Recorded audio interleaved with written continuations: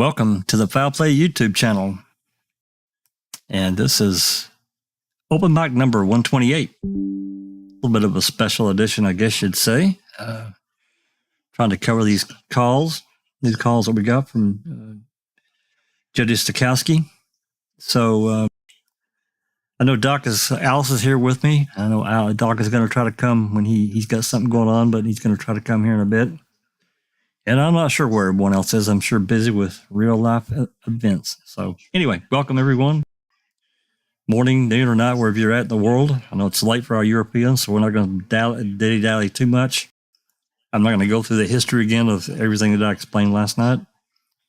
That's in part one. So if you need some history and background of where we're at, you can listen to the beginning of that episode, that podcast. I take about 8 or 10 minutes to explain things if you're new to the case. If you have questions, obviously put them in the chat, and we'll try to get to them as quickly as we can. We'll break during some of these calls, and we'll try to get to questions. Anyway, let's talk to Alice a minute. How are you, Alice?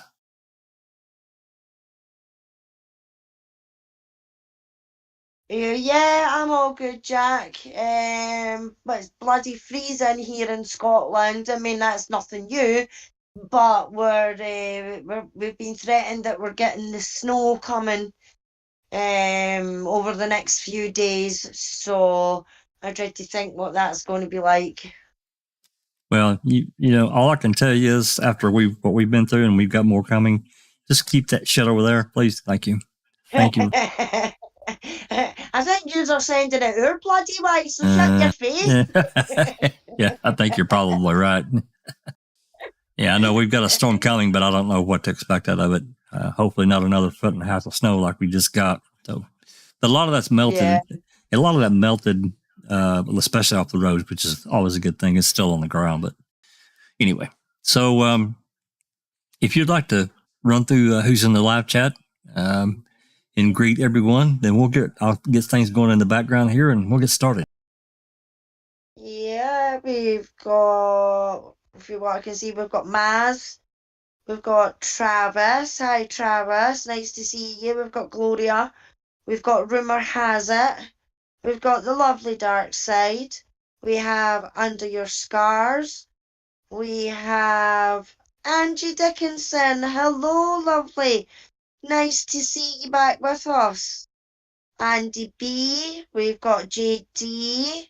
We've got Pete Moss. We have Nan's Life. We have TTM Fangirl. We have Jazz Naz. We have Anthony D. Pete Moss.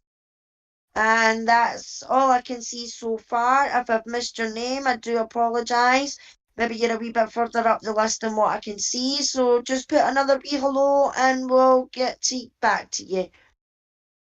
Excellent. Thank you so much, Alice. So, as everyone knows, we went through the first 11 calls in the list last night. So we're on call 12. This is actually the second call on the 23rd. And it is at, she made her first call just after lunch, afternoon. This next call is at 18:59 p.m., which is 6:59 p.m. And then also she made 1, 2, 3, 4, 5, 6. She made 6 calls on the 23rd this day. So this is the second of 6, almost 7 p.m. So Alice, I know you're the only one here. If you're here with us, obviously in Discord, you have to unmute YouTube. So, all right, I'm gonna start this, and we'll go from there. Okay. This call is subject to monitoring and recording. Thank you for using Evercom. I thought you weren't gonna call. Hey. What? I wasn't gonna call, but are you watching American Idol? No. They just had something come across the bottom of the screen about Steven. Yeah? What is it? Well, I don't know. You guys don't know nothing. I thought it sort of was something about moving his trial up. They want to move his trial up, yes, because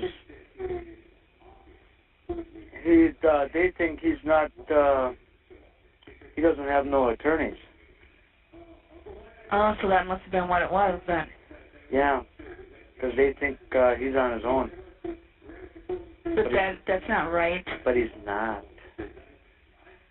Have you guys, damn it. I want to get the fuck out of here.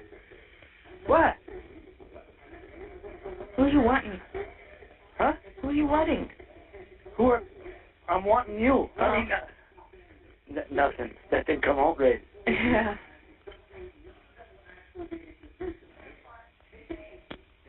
Fuck. What are you saying fuck for? I don't know. I'm just so fucking confused, I don't know.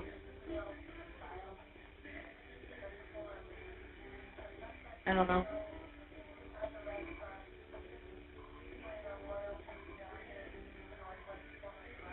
Oh well. I thought maybe you guys knew something I didn't know. No, I don't know nothing. No. It's all in the attorney's hands, and they're not saying nothing at the present time. Who got him these attorneys?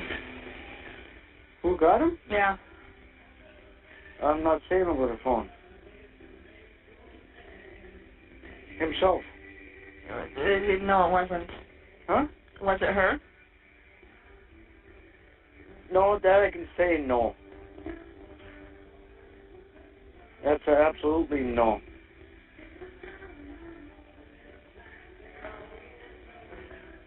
So, Are they from Milwaukee? they're from,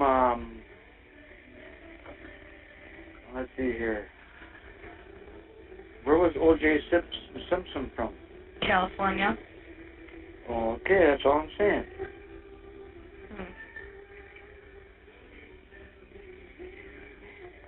Well, that one is dead, so. I don't know. Yeah. Oh, okay. I'll take your word. I don't know. I don't know. I don't know. Yeah. I don't know. It's getting close to 8 o'clock, and I don't know if I even want to call there. You might as well. Why? Well, I don't know why. So I can hear more lies? You can't say that much over the phone either. Because everything is taped, you know that. You've been hearing it. Yeah, and that ain't lies.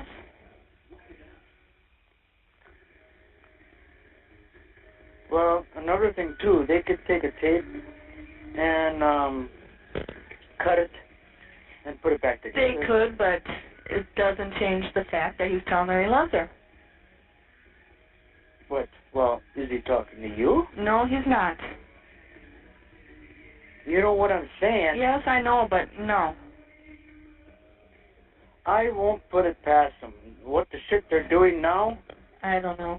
Yes. I'm not putting anything past them. I'm not talking Stephen, I'm talking... I know.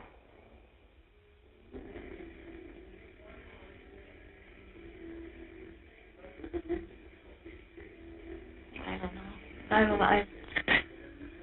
My Like brain that one feels like investigator fucking mush. said to me, oh, you're a pretty smart guy. I know what he meant by that, too, Yeah. but that's besides the point.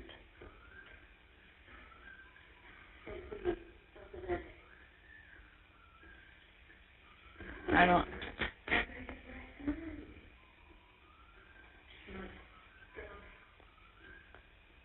But he did it before, I know he's doing it now, so... And there's no excuse for it. Well, it doesn't pay getting him upset or anything else. Oh, I'm not going to yell at him. I'm going to talk to him just like I'm talking to you now. I haven't been talking to you. Oh, that's right. Sorry, talking to you right now. You're talking to your chateau. Yeah. That's what I feel like.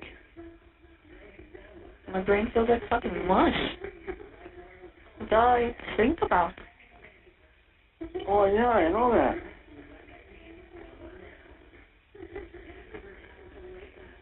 What do you think how I feel?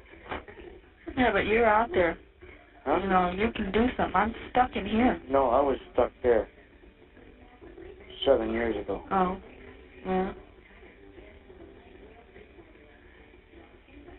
And I had to finish my, whatever the hell it was, 2 weeks or whatever. I had to go back in. Yeah, but you know what else? I don't know. Well, spit it out.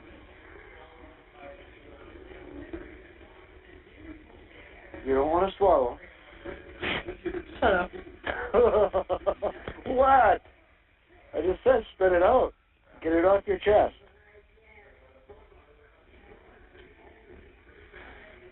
You're thinking the wrong way.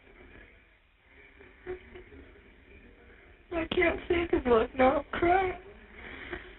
I know. I'm telling you, I'm gonna fucking snap. I hate to be the first person that pisses me off when I get out of here. So I'll be back in here. Can I piss you off? Go ahead.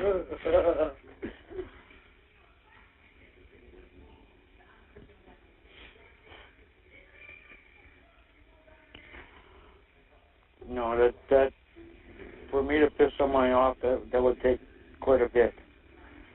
They would have to piss me off awful bad. I might not push the broom right. Yeah, really. I thought it was funny for a minute.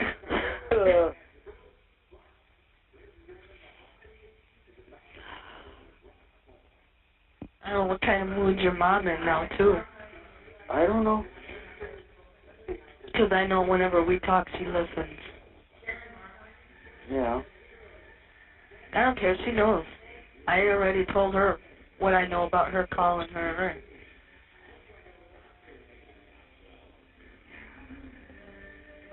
You're in two different worlds right now. You're in, he's in, and Ma's in between there. Yeah. So what is she gotta say or do or whatever?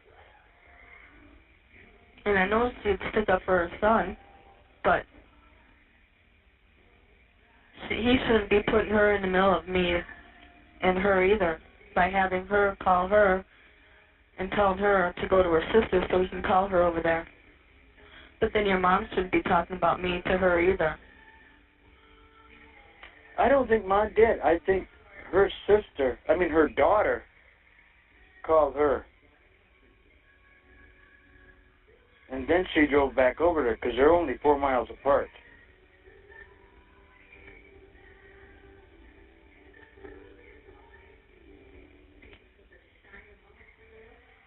I don't know. I don't know either.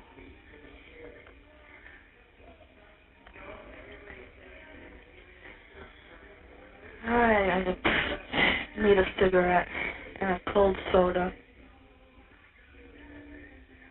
Well, soda I can go along with.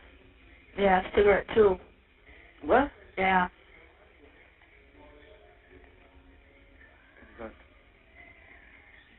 Ah. Nope, not in my pocket. Well, find them. What's that? Cigarettes. What are you looking for? You asshole. What? Here's your lighter. That's what I was looking for. Yeah, I heard it.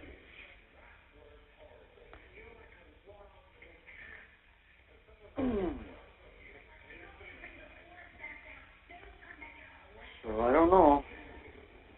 Is Tori up there? No, she's in school. Oh, she's at school. Yeah.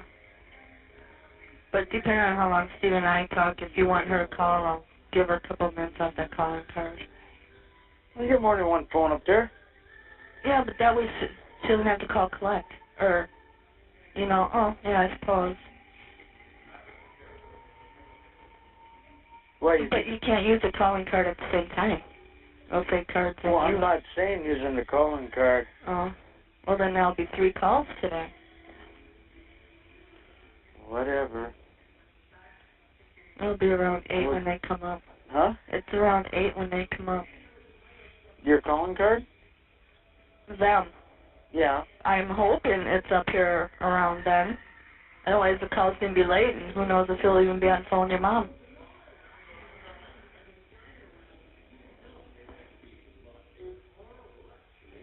Did she hear me say to tell him to call at 8? Yeah. Okay. No, I told her. Oh. I told her I was talking through Tori. Okay.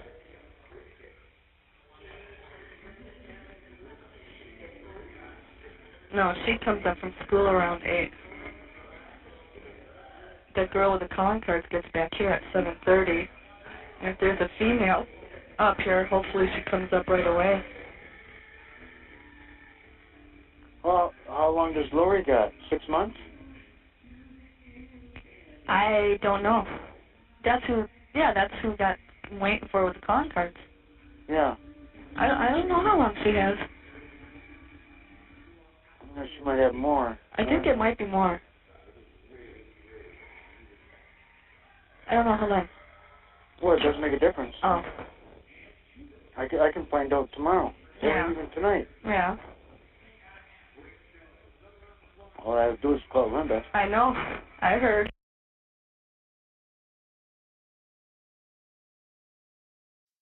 And I'm going to pause it right here just for a moment and explain just a few things. There's been some questions in the live chat. For rumor has it, Shannon, she has a really estranged relationship with Chuck. I don't know exactly in this point in time how bad it is, but I just know it's bad. She had a lot of issues going back, well, several years at this point with drugs and drinking and just getting in a lot of trouble. But I also know that her and Chuck had issues. I'm not going to get into all that. We did a couple podcasts several months ago. We got a lot of documentation on Chuck, and that there were just some real issues between them. So, no, I don't really think that Shannon and Jodi had really much of anything in common. But as far as I know, they didn't hang around with each other. Also, Travis has some questions about CONT and documentation about them visiting. Yeah, there are several reports about where they talked to her. The problem is that as with a lot of the interviews and so forth that were done in this investigation, the DCI would also accompany a CONT officer or detective, whatever, and the CONT officer would not report it. There was be no report in the CONT report, but there would be something from the DCI.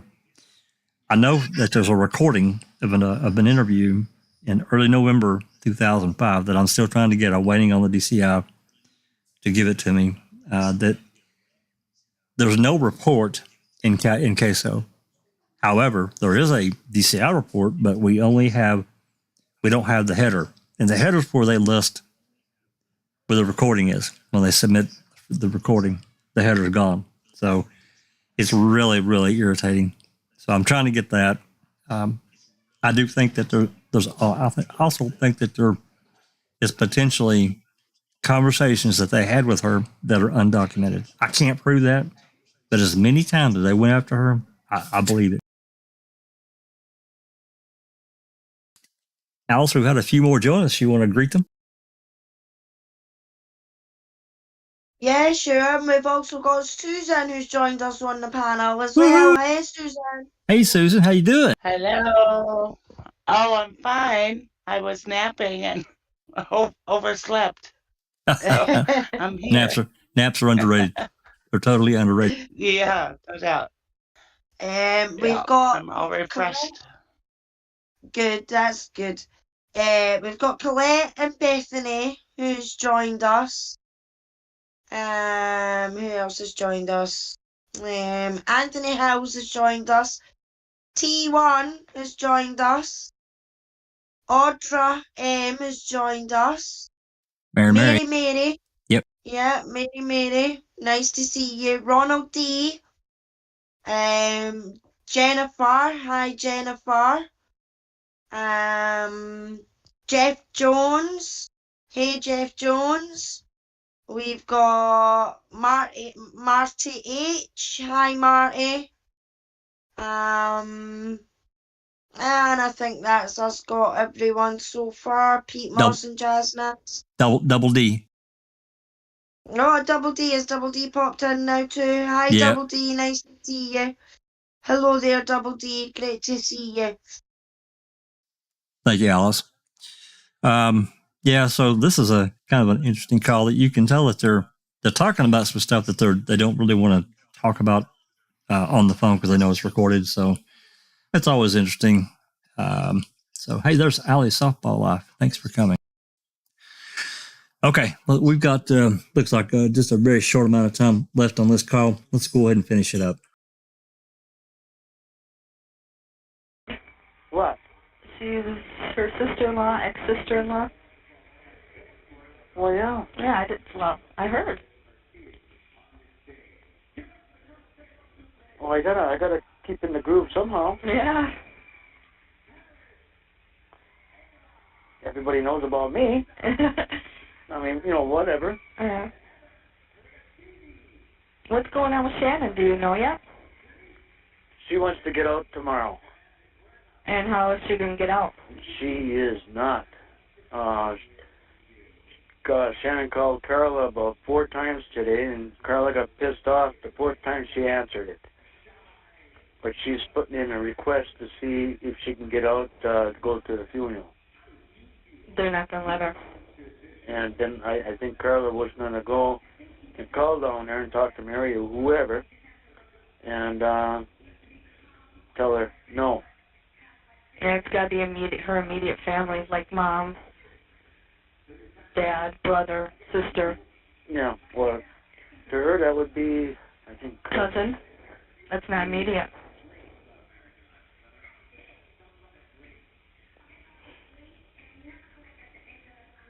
I got a phone call coming in, but I can call it back. That's probably Donna. Does she got to go to court or what? Can somebody bail her out?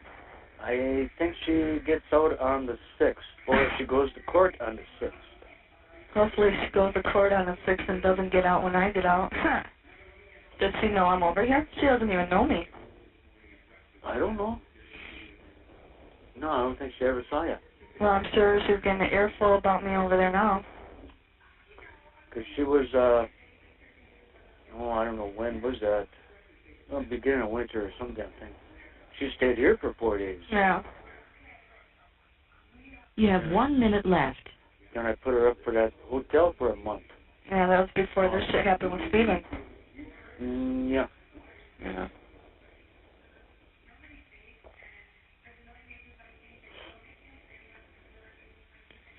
I don't know. All right. Well, should I tell her to call you? Yeah, she can before 9 or whatever, or around 9. All right. Should I give her my card or what? No.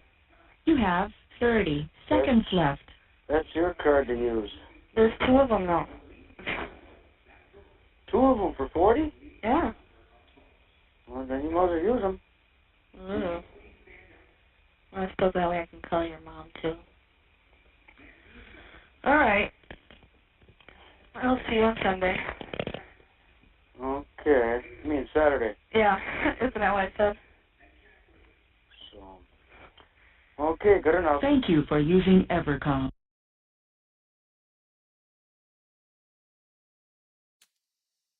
All right. I don't know the lineage, Travis, about how who Chuck had Shannon with. Somebody else is going to have to answer that because I just don't know.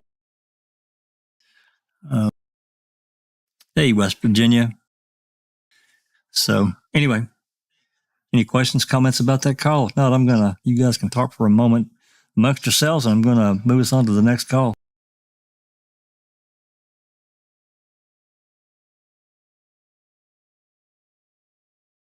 But you are right, Travis.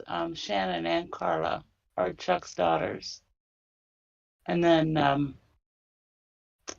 Yeah, the boy that was killed. Yep. Or that died in the car wreck. Right. And then Chris, right? That's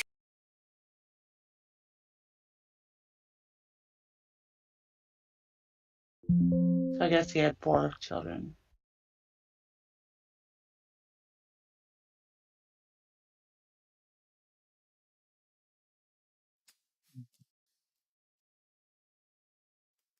all right. This next call, same day, the 23rd.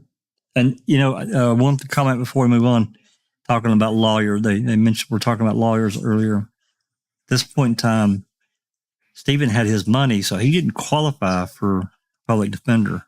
So Loy had to leave the case, and Glenn and Kelly had advised and recommended Buting and Strang. Now, as I remember, Strang came on first, and he by the 23rd, I'm pretty sure he was on the case. Buting was still, if I'm remembering right, Buting was still at the end of the Richard Anderson case, and he was still involved. But he had, I think he had agreed to come on, but he actually hadn't gotten. It wasn't official yet. I think it was not too long after this, though. Does that sound right, guys? Best you can remember.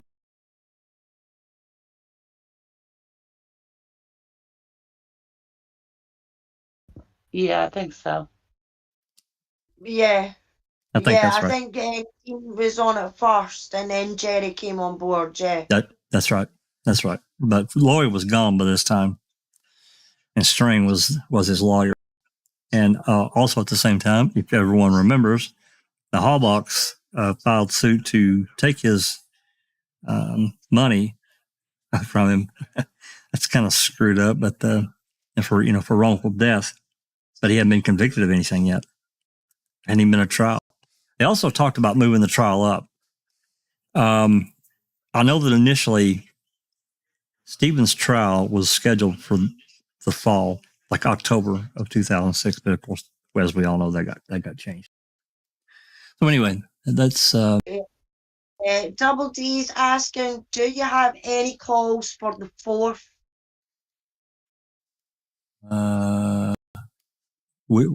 I'm not sure what he's talking about. Explain a little bit further, Double D. Are you talking about jail calls? Talking about dispatch calls? Everybody went on holiday on the 4th, Jack. Did they know? Because apparently there's no phone calls between dispatch and police between police and everything like that. No, they all seem vacation on the 4th. Last year, if you remember, we got several dispatch calls for the 4th. However, they're mainly phone calls. But there are no radio transmissions for the 4th. None, not one. Yeah, they're meaning jail calls. But yeah. Hey, there's Hugh Frazier. Well, we can scroll down here because she didn't get out till the 6th.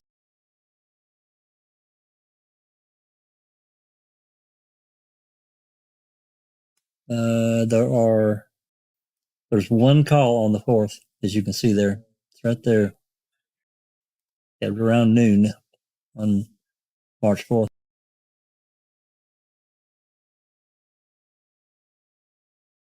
Are you asking about March, Double D? March 4th?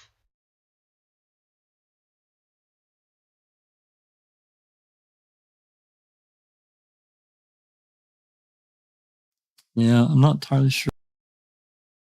Travis says on the trial is really important to first figure out where JS is getting. They want to move the trial up. Remember, her whole existence right now is to get out before Stephen, if she got it from Stephen. Oh, yeah.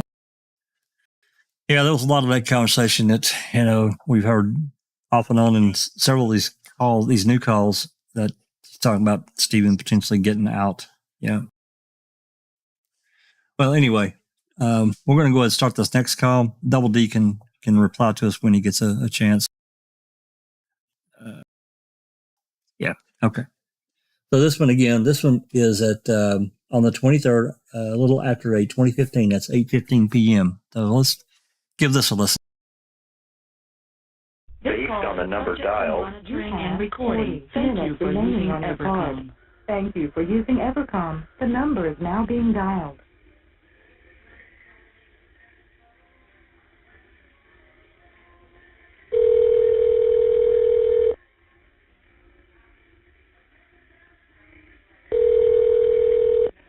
You are receiving a free call from an inmate at a correctional facility. Tomorrow at 6. When? Tomorrow? Huh? He couldn't wait a few minutes for me to call? He's been on here since before 8 o'clock. Tomorrow night at 6, he said. I just had a hell of a time trying to get through now. That's why I tried collect. That's why I didn't say nothing. I was going to keep trying. God damn it. If we have phones tomorrow. This ain't collect? No, this ain't. No. I just called collect and you answered. I hung up. Oh, yeah. If we have phones. I'll let you go. I'm talking to somebody on the cell phone. I thought so. I was trying to call that too and I was busy. Oh. Yeah. Okay, 6 o'clock tomorrow night then. All right. Yeah. Bye. Thank you for using Evercom. Well, that's short and sweet. She called so Dolores could put the phones together so her and Stephen could talk. Interesting. Okay. We'll move on to the next call. Give me just one moment, please.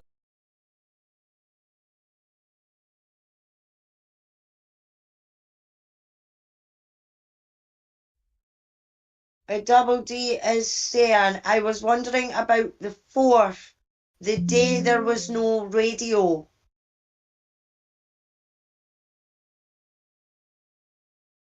I think he's meaning that we've got no radio calls or anything like that, so that'll be what the In Fourth? November. yeah. Talking about November. Yeah. Yeah, we do have, with the new calls that we got last year, we do have some phone calls from the 4th. There's not a lot, but there are some. There is no radio traffic for the 4th. No radio dispatch transmissions at all. Goes from the 3rd to the 5th, which is not reasonable. That's why I bitched and grabbed a couple of weeks ago. And it's probably not been that long. That's not reasonable. I believe I explained the process of all the DVDs and that whole, as I understand it, that whole situation. I think there's at least another DVD or two that we haven't got that's been held or whatever. Can't prove that, obviously, but I mean, fuck, please don't insult my intelligence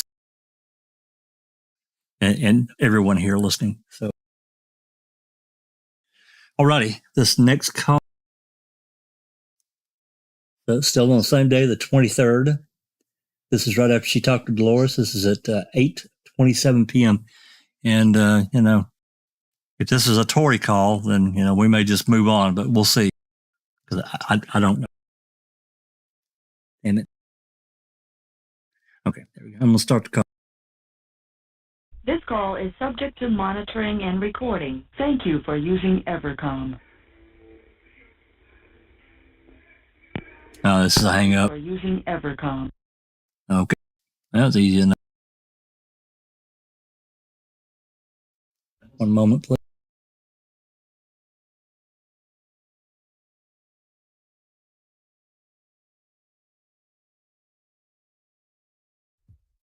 This is a minute later.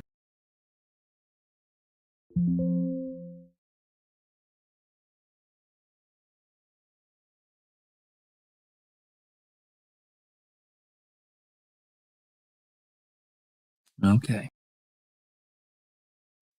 All right, let's start this call. This call is subject to monitoring and recording. Looks Thank like you another for hang up. using Evercom.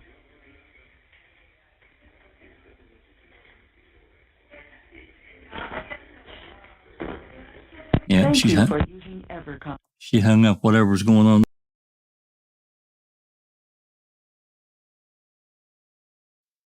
Next call is, looks like about 9 minutes later.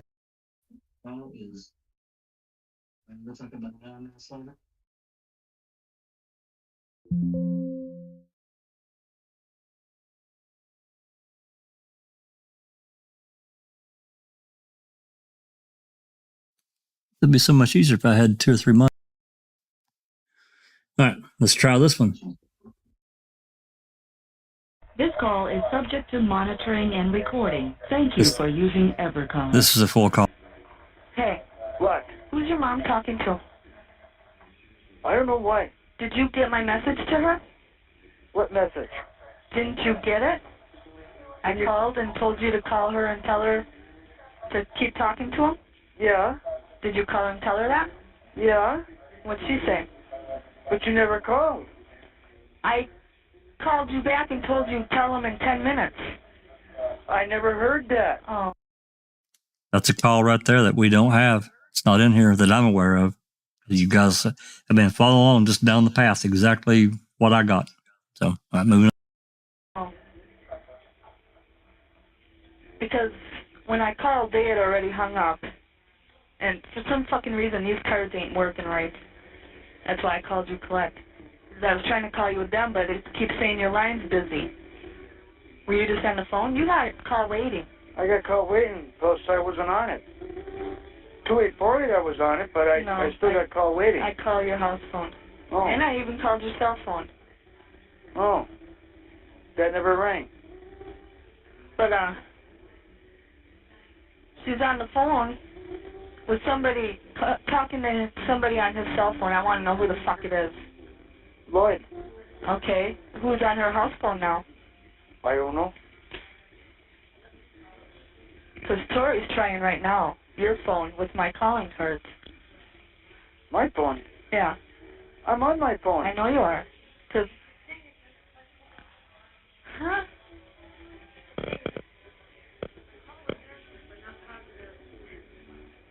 Did you dial 1 for the area code? Did you dial his number? And then all those numbers? It shouldn't be saying that. What's it saying? That it was answered, but positive identification or whatever wasn't accepted. Because now I got to fucking wait till tomorrow at 6 to call. Yeah. That's what she called. She called me back and she told me to tell you that. You mean you're supposed to tell Tori to tell me? Dassey? Did she think you were still on the phone with her or something? No, no. Because she called me on my cell phone. Off of her cell phone. Why couldn't that fucker wait if he really cared about me? Because he's got to call her right away. Huh. It says it's busy. It's not busy. He's waiting for it to ring. No. Try that one now. Huh? Well, then what else? Why couldn't he wait 15 minutes? Yeah, but 15 minutes, that's all. I know, but still. If he loved me so much, he would have. Well, not really. I don't know. Yeah, but he's been calling pretty much, and the phone bill's been up there. There ain't no phone bill less than $200. You know? Well.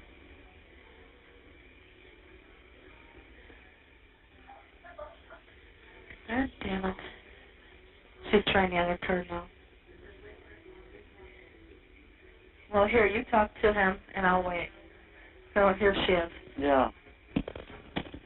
Hi, honey. Give you a hi, honey. Hi. Yeah, we'll pause here for a second. This is Tori. And this is something that Jodi did because Tori is her friend there, I guess, in the jail, and they would swap back and forth the phone while they were on the phone with Chuck. Anyway, I wanted to get to this question. First of all, with T1, he asked, are there Jodi calls in late October 05 just prior to the week or the 31st? There were some calls prior from Jodi that were still sealed. Well, I'm not going to say they're sealed at all. I'm going to say they won't let us have them. There are calls between the 30th and somewhere around the 6th or the 8th that we can't get. There's about 5 calls they won't release. They're removed, and I can't tell you why. And they can't really say sealed at this point because there would be absolutely no reason for calls that are in the middle of a week to be sealed away from the other calls. It makes absolutely no sense at all. Again, it goes into being the reasonable person. So Maybe we should try again. No, now that Uyghur's gone. That's probably a good idea. I mean, I've got this other DVD that I got. I did request those calls. Actually, I actually requested from the 15th of October through the 31st of December 2005. I wanted all the jail calls, all the jail visits, and I didn't get any jail visits. And I got I don't know how many calls are on that other DVD. We can look at it, I guess, before we get out of here. But I don't know. It's really frustrating that they won't release them. But as far as being sealed, in their sealed packaging, it's just hard. Again, it's hard for me to understand why certain. I mean, if we're talking about in the middle of a week, we're not talking about months apart. Where, yeah, there could be a different disc that they got, the color I copied to. It doesn't. That doesn't fly for me. I'm sorry, it just doesn't. Doesn't make any sense at all. Well, they sure evaded you with these calls for a long time. Well, yeah, I mean, I got these from Manitowoc. And, as I briefly explained last night, I requested all this I went directly from the discovery list that Kratz communication to email, directly from that.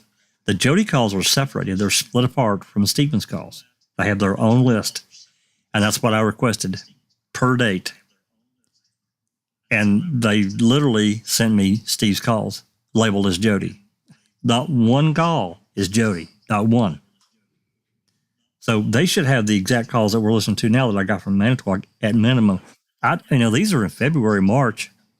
What happened from January 1st through whenever the hell they start here? February, whatever the hell it is here. There's a number of days there. Why can't we have those calls? What's the problem?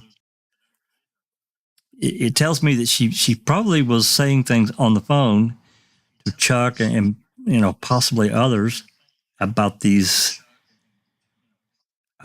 interviews that she was having with Uyghur and Fassbender and potentially others, at least, Uyghur and Baldwin, whatever. That's what it tells me. I can't prove that. Again, that's speculation. I hate to do that. I do. I don't like speculating like this, but I don't really have any choice. So anyway, T, I hope that answers your question. There are calls. There are by my best estimation, there are 5 or 6 calls we still don't have. Jail calls, that is, between Jodi and Steve. And I've requested numerous times. I requested at least 3 times those calls from Calumet, and I've met with a brick wall. So, are there any other questions, comments we need to get to before I continue? Anything? I see Doc's in the chat, so hopefully he can jump in and if he has time and give his commentary, his thoughts. Always good to listen to Doc.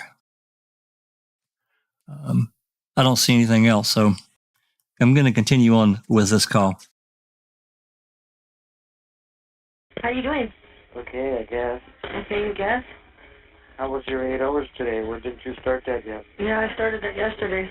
Oh, you did? I'm tired today. I got 9 leads yesterday. That's fucking smoking, yeah. I only got 3 today, though. But I got them at the end, though. I didn't have any all fucking day until like 2:30. I was getting freaked out because Landy said, that's got to change this afternoon. And she freaks me out because, if you don't get any leads, I mean, it's not good, you know, it's not, but I thought, you know, she made it almost sound like I was going to lose my fucking job or something. So I said, like, I was getting, like, depressed, pissed off, you know what I mean? Like, why, I should just say, fuck it, and go home now, you know? I'm kind of glad I didn't, though, because I stuck it out, but I'm just tired and moody, I guess. I seen my mom's boyfriend today. He was driving, I was outside smoking a cigarette on my break at lunchtime, and he's driving, do you know where Pizza Pit is? The red light's there? He was going through that way, you know, not over the bridge, but the other way. And I was on the corner, and I was whistling, and I was jumping up and down, and I was like, hey, he goes, hey, I'll see you Saturday, love ya. And I was like, okay. Because that cheered me up. I think that's what did it, because I was getting really bummed out. Why, when do you take your breaks? Every hour on the hour, and then I got an hour lunch from 12 to 1. Oh, yeah? And I can sit outside. You know, this is, you know, Tori and Chuck talking. I want to skip forward because it's just not relevant. I mean, unless you guys just want to listen to her. I mean, I don't, but I'll leave it up to you guys. Susan, Alice, live chat, don't matter to me. Live chat? I say skip it. All right, I'm gonna skip. Yeah, if it's not relevant to anything. I'm gonna skip. I'm gonna skip forward in the call and see if Jodi comes back.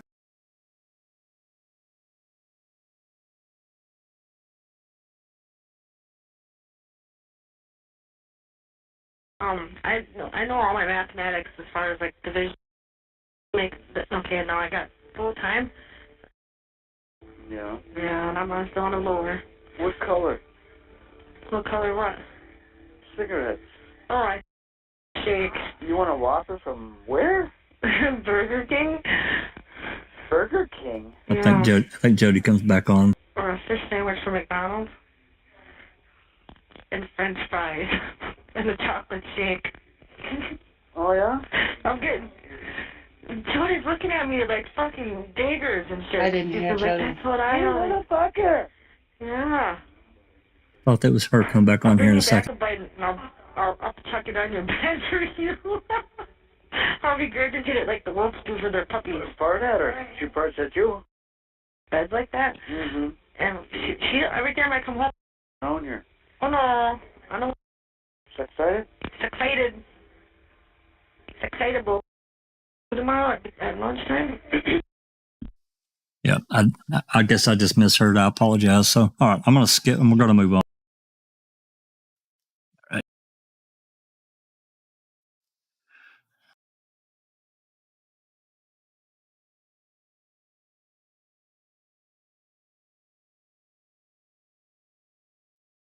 All right, that was the last call for the 23rd. We're moving to the 24th. This is at 17:28, which is 5:28 p.m. the afternoon of the 24th. Looks like there's 3 calls on this day. So just a second.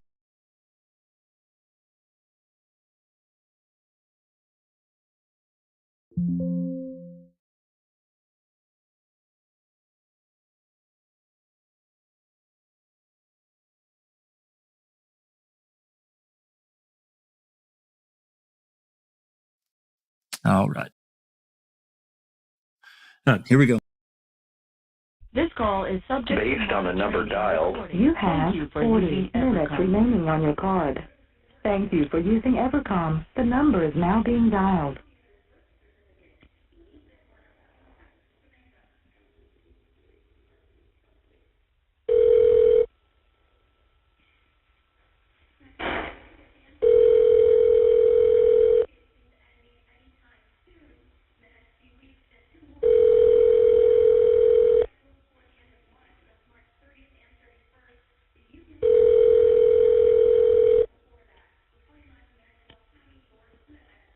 Hello?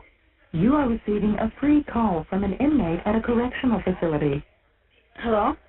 Yeah? Are you talking to him? Yeah. Oh, I just called to see if the card was working and the other phone was busy. Oh, yeah. Well, hang on then. Okay. Gonna put the phone. She's gonna put the phones together.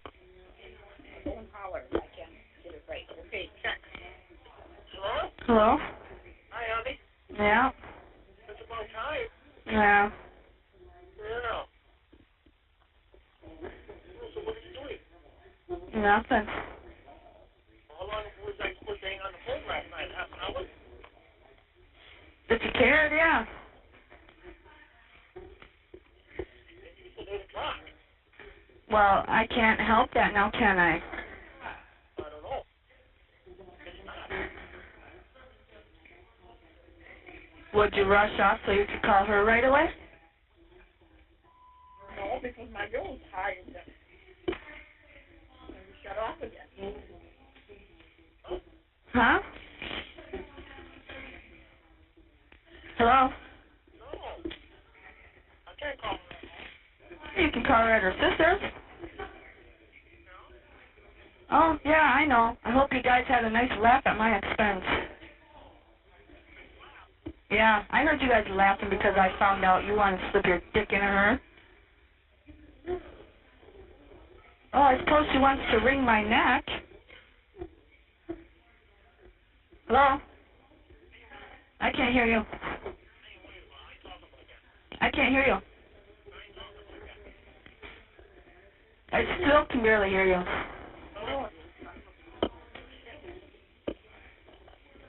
Okay. Yeah? Yeah, better. What? Hey, What? I can't hear now, Mother. You can't hear me? Can you hear me now? No, now I can't hear you. Hey, Yeah? now? Yeah? Right there now. Why don't you want to talk about it? Alright, if you want to fall into the game, I don't care. Steven, it's you talking to her. So what? How is that their game? Hey, Yeah, you may love me, but I ain't the one you want to spend the rest of your life with anymore. Yes, I am. Yeah. Hey, put it this way. You're always talking to them cops. No, I'm not. Yes, you are. No, I'm not. I got proof. Oh, yeah? Well, I'd like to see this proof because I'm not always talking to him. Oh, yeah, because my lawyer says when he was up there, you were talking to him. No. Maybe that was Monday when they came to play my phone conversation, asked me questions about what I was saying. You saying about what? What I was yelling at you. They had questions about it. Yeah. And then they played your conversation again. Yeah. Yeah. And so what? Tell me you don't want to talk to him. Why? I like to hear this stuff. I don't care. All you're doing is digging it deeper. No, I'm not. Yeah, you're making it worse. By listening to what you have to say to somebody else is making it worse?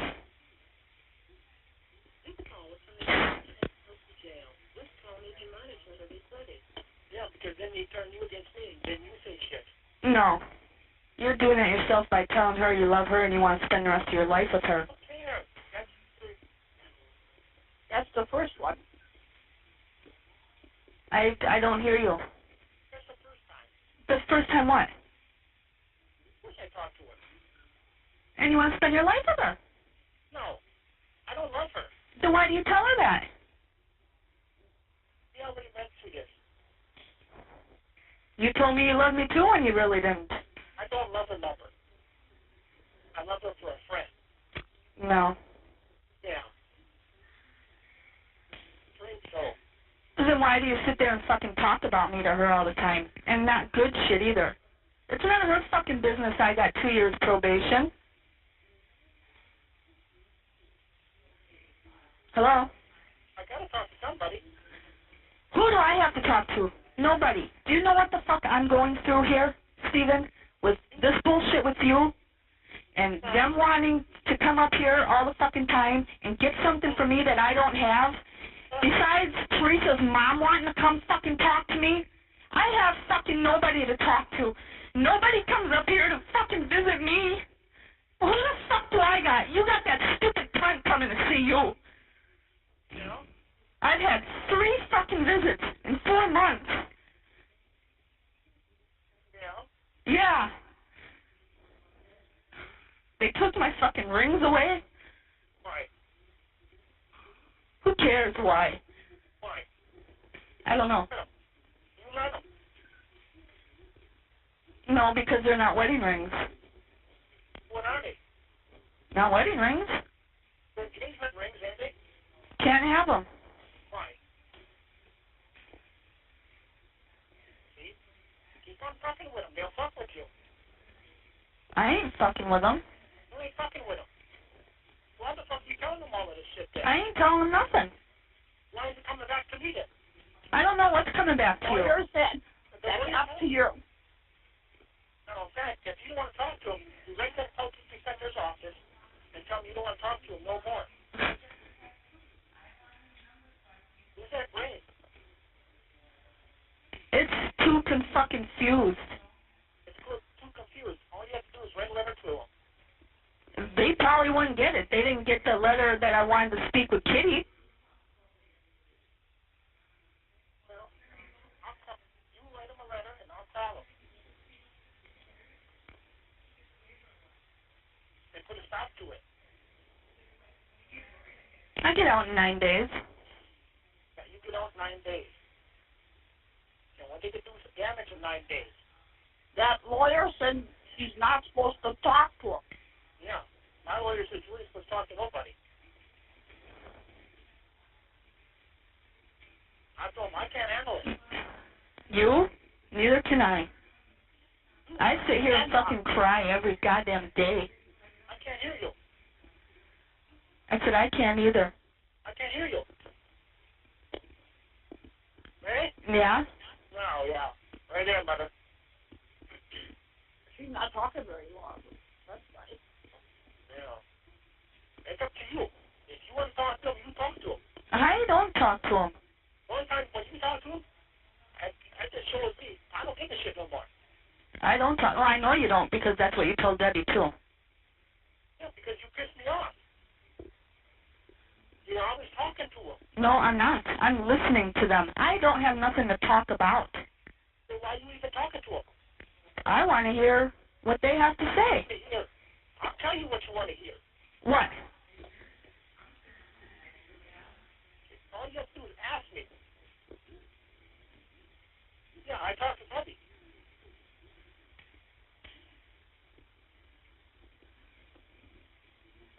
What am I supposed to do? You got girls in there to talk to. No, I don't. Yes, you do. I ain't got nobody. You could. I could. They told me they ask you all the time to put somebody in there. You don't want nobody in there. You're a fucking liar. No, that's what they told me. No, I don't think so. Well, I don't know. That's what they told me Monday. They were checking for people to put in here. They said they had one guy in there and they shipped him off to prison. Yeah, and that was only for a little bit. Yeah.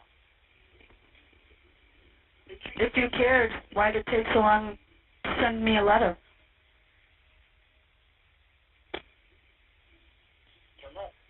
Yeah. Feel like right? Huh? I didn't feel like right. So? You got me mad.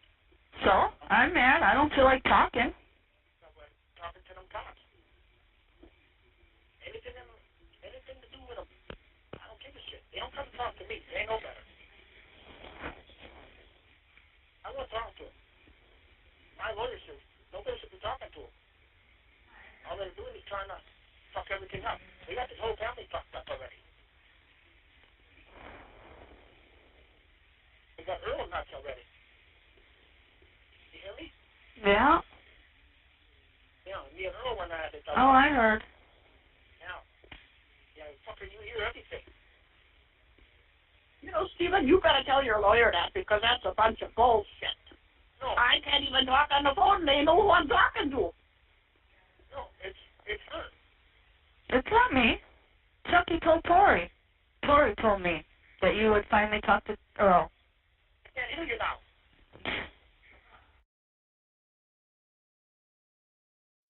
Yeah, I want to pause it right here. And of course, this is just my opinion. It doesn't necessarily reflect foul play or anyone here. This is just me. Did you see what these cops did? Now, I understand that Stephen wants to run his mouth and talk, because to me, that's really all he has. He really can't do anything else. So he just can't keep it bottled to himself. So he wants to talk to anyone and everyone, reporters. He just doesn't give a damn. He just doesn't care. And this lack of control that he has, he's completely powerless. So I can feel that frustration in his voice, you know, and he's right. Jodi shouldn't be talking to these cops, but she gets little favors that she can't get, you know, when she's locked in the cell or whatever. They take her out, take her to the office. She can smoke cigarettes and, you know, have a Coke or whatever. You know, maybe something good to eat from somewhere down the road that, you know, good food she wouldn't normally get. And that becomes kind of a highlight for her. And, of course, she's getting information from these cops. Of course, they're lying to her, too. This whole deal about Karen Halbach wanting to come see her, that is not in any report. Not one that I'm aware of. Tell us, guys.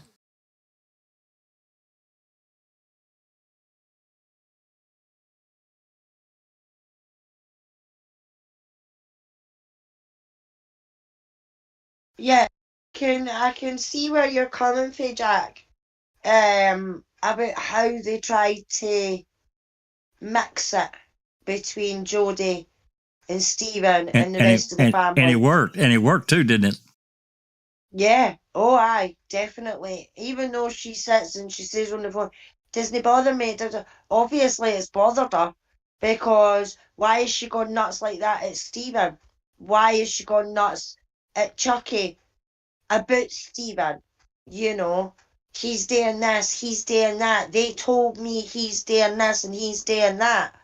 You know, at that point, she didn't have the scruples to put 2 and 2 together and come up with 4 by saying, wait a minute, you know what I mean? Why are you coming in here and playing me these tapes and these phone calls or jail visits or whatever between Stephen and another woman, because you're trying to rile my goat and try and make me say something that you can use, you know what I mean? And That's right. It's a pity. Because That's if she'd have thought about that a bit sooner, she might not have had half the trouble that she had. You know, Bethany had a comment here. She says, sorry, but I don't feel bad for Jodi. She's the reason she's in jail. And maybe people would have visited her if she wasn't a user. That's true. It is totally her own fault. Drinking and driving and getting caught. She should never, no one should do that. You can't, if you're drunk or fucked up, call a cab, get a friend, walk home. Don't get behind the wheel and take everyone else's life in your hands because you're drunk and you can't control yourself. It's her own fault. I totally agree, Bethany. Bethany also said she also enjoyed the attention she was getting from law enforcement and others by bashing Stephen. Jodi claims she knew she couldn't trust law enforcement and yet she played their game for benefits. Yep, I completely agree. That's right. And then you want to read what Travis wrote about Karen? Travis says that never happened, that Karen wanted to talk to her. They just made that all up, assuming they even said that to her, i.e. it's on audio. I don't think we've got it on audio, but she says it on a phone call to Chucky that they told her that Karen Halbach wanted to come and speak to her. She said it several times, hasn't she, Alice? Yeah, she said it several times. And I completely agree that was bullshit. That was just trying to make Jodi feel worse, because the mother of the young woman that Stephen is supposedly, allegedly, brutally murdered wants to speak to his girlfriend. That was a tactic on the police's part. Nothing else, nothing more. In my opinion. I mean, that's just my opinion. You know, and this happened later on, but I have to say this. What's really, really fucked up about this, remember when I don't know exactly when this was. It was sometime in 2006 that Jodi and Stephen were they were in transport, and they had, I guess, had told Jodi she couldn't have anything to do with him at this point, and she saw him and looked at him, and I don't remember exactly what happened, but there was some trouble over it, remember? And then they're doing all this shit behind the scenes, using her, interviewing her friends, her family. And then when she gets out, she's told that she can't have any contact with him. It's so bizarre to me. It is so bizarre that you can tell a U.S. citizen, I know she's on probation for drinking, but to tell a citizen you can't have contact with another U.S. citizen, come on, where are we living? And I understand about all the issues and problems with the relationship and all that shit, but now she's out and now she can't have contact with Stephen. Something fucked up is happening right there in itself. So, all right.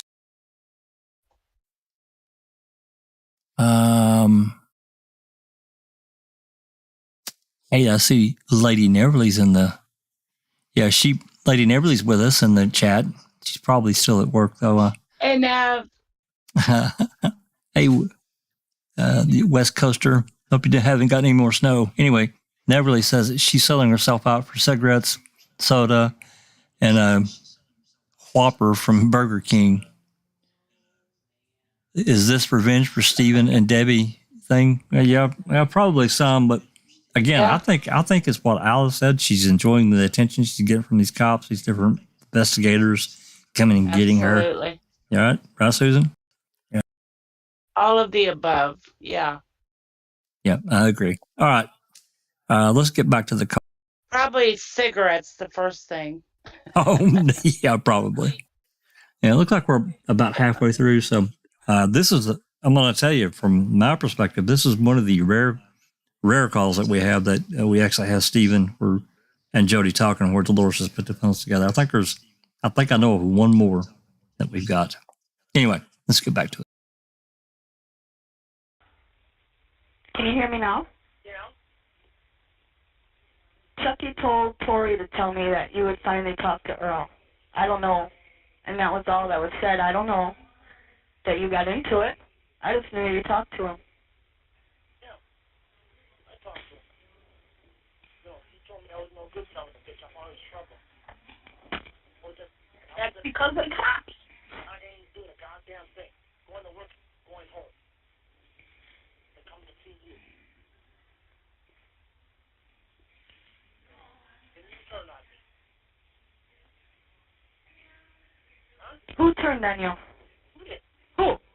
You. I did not. The fuck you did? No, I didn't. Oh, you did.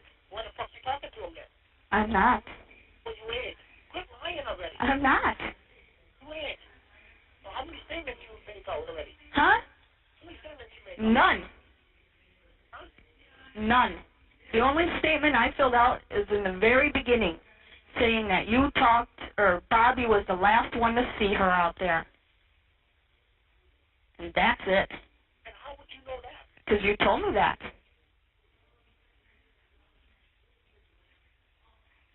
Yeah, but see, that's only hearsay. Well, that's what you told me, so I believed you. Yeah, but that's hearsay. You shouldn't be telling them nothing. That was in the very beginning. I didn't think that was any big deal. Oh, there ain't nothing a big deal. That was a big deal. What, telling them Bobby was the last one to see you instead of Steven? Yeah.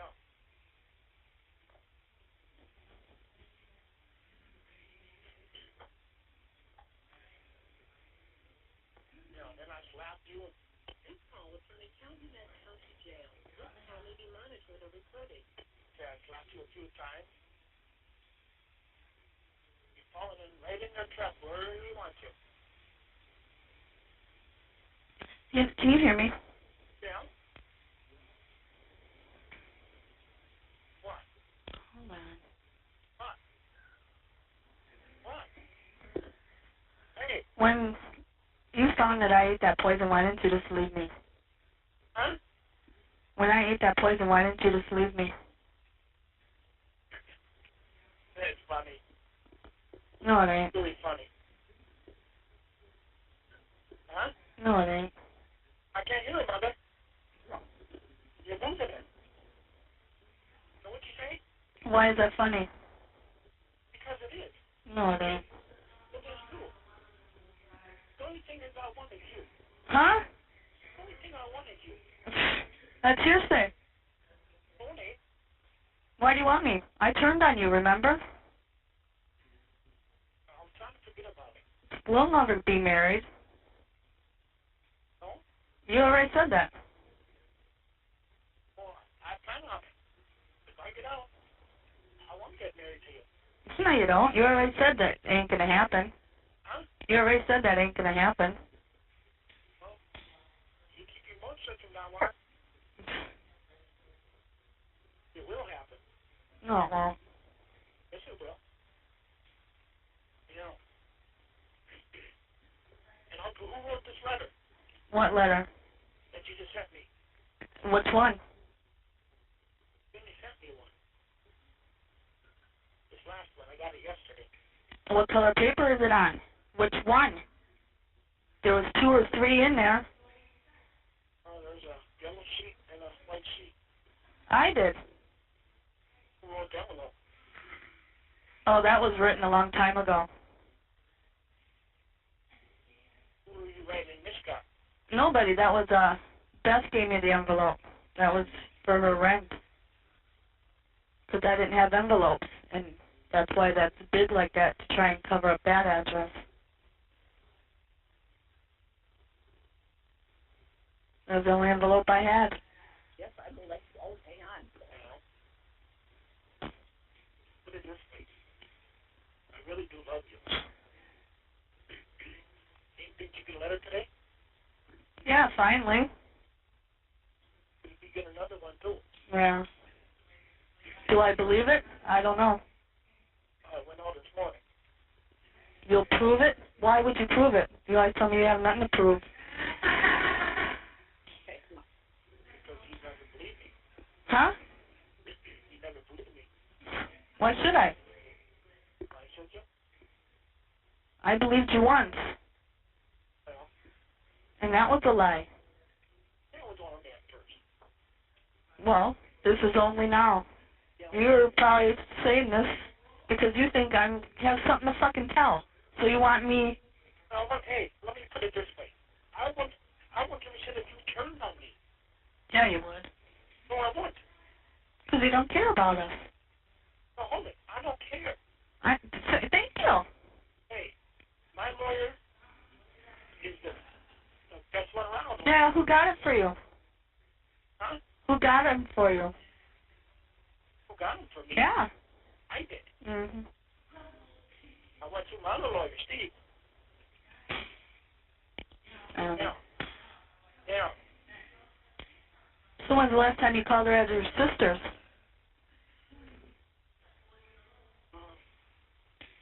Last night? Let me think here. Last night was Thursday? Yeah, last night. No. If you cared about me, you'd stop it. Good night. If you really, really cared about me, you'd stop it. And not just for a little while, like you two had talked about. Hey, put it this way. If I knew I had you, I would stop. You've always had me. Come on. No. Yeah. I'm talking to these cops when I tell you not to. Because I'm not telling them nothing. You ain't telling them nothing. You're talking to them. I'm not telling them nothing. I have nothing to tell them. I have nothing to talk to them. Do you understand that? No. I don't. Because if you got nothing to tell them, why would you talk to them? And why would you spend hours? I don't spend hours. No, you would spend all morning and all afternoon. No, I didn't. Oh, yeah. See, I don't understand where that comes from because I didn't go down there till... Hold it. That's coming from my lawyer. Well, that's not right. Monday, that's just like your mom said. I was down there all day or twice or whatever. No, they didn't call me down there till after 4. And I was up here a little bit after 5. Because it was right before dinner. A whole hour down there? No, I said it after 4. I wasn't even down there an hour. And why would you go down there anyway? To listen to them fucking tapes when I talk. Yeah. All you have to do is ask me. This call is from the Calumet County Jail. This call may be monitored or recorded. All you have to do is ask me. Yeah, this is another good place to pause and just follow the live chat. I get just talking about Travis. I get what he's saying. Does this sound guilty to anyone? Not really to me. Because I see through what the cops have done. Steven's pissed because he's not able to control, basically anything. But now he knows that Jodi's going down to listen to these calls and get pissed. And the potential of her, for a favor, getting preferential treatment, which is what they wanted. I'm sure of it. You fast forward on up to September. Of course, she's been out for months at this point, September of 2006. They've already went and talked to her once. She said she didn't want to talk to Fassbender and Wiegert without her lawyer. And, they do another interview, and at that point, her lawyer's there with her, whichever one it is, and she says, or he says, Kratz has given you immunity for anything that you may, reveal, say, in case this is like if you're involved in something, which I really don't understand how that could possibly be because she was locked up. So, yeah, I understand what you're saying, Travis. I do, but at the same time, I think for Steven, he has a total mistrust of all of them that are involved. And I think his fear was that she would flip for a favor, right? That's me. That's my opinion. Go ahead, Susan. And Buting and Strang are telling him, tell her not to talk to them. Yep.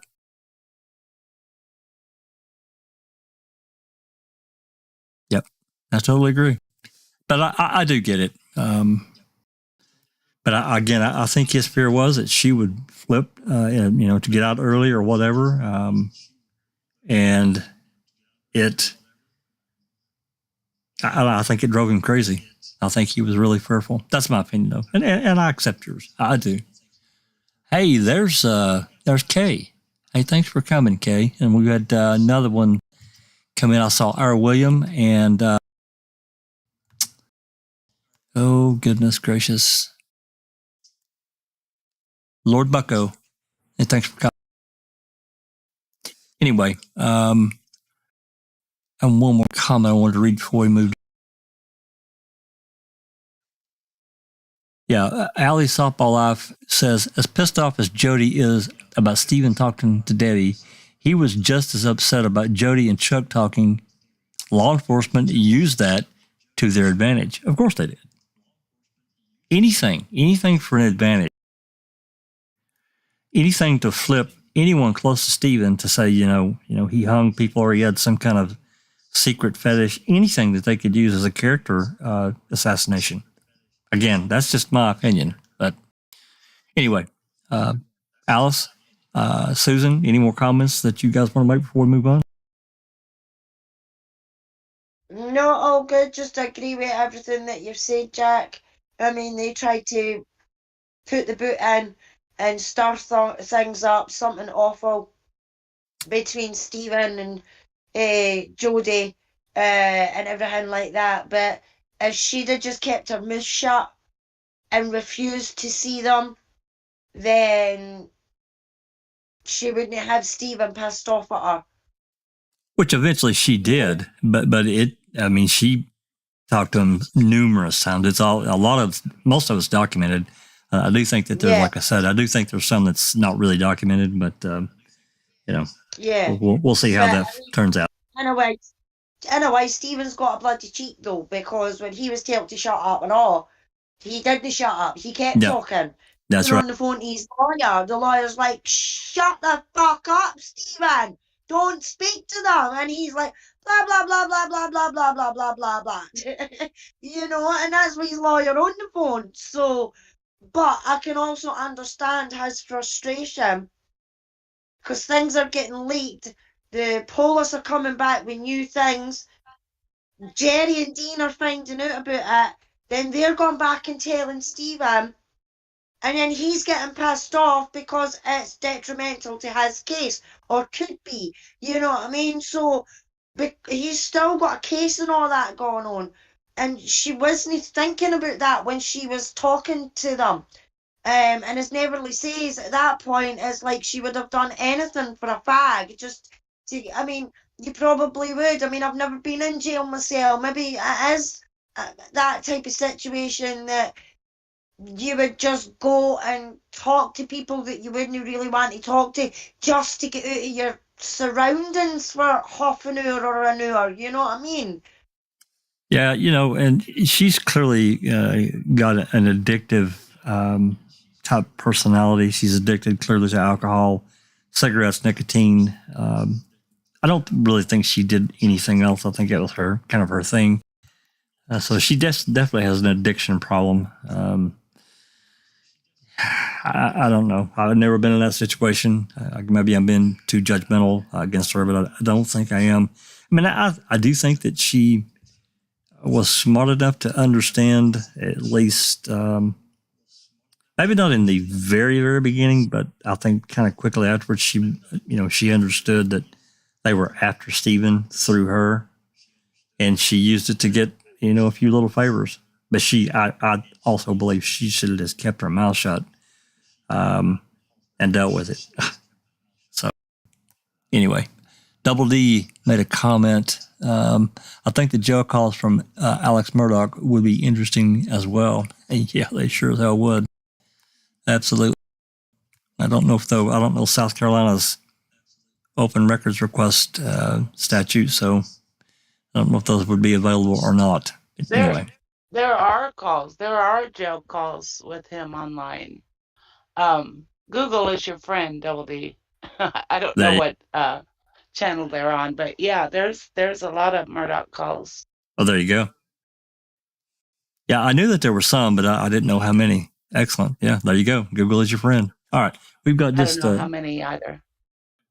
Yeah, we don't have too much more, I don't think, of this to go. Looks like it's toward the end, so let's finish this call up between Jodi and Steve. I'll tell you. Yeah, because you don't care if you hurt me. I don't want to hurt you. Well, I'd rather be dead than feel this fucking pain I'm going through right fucking now. You know that? You do? How many minutes you got on yours? I don't know.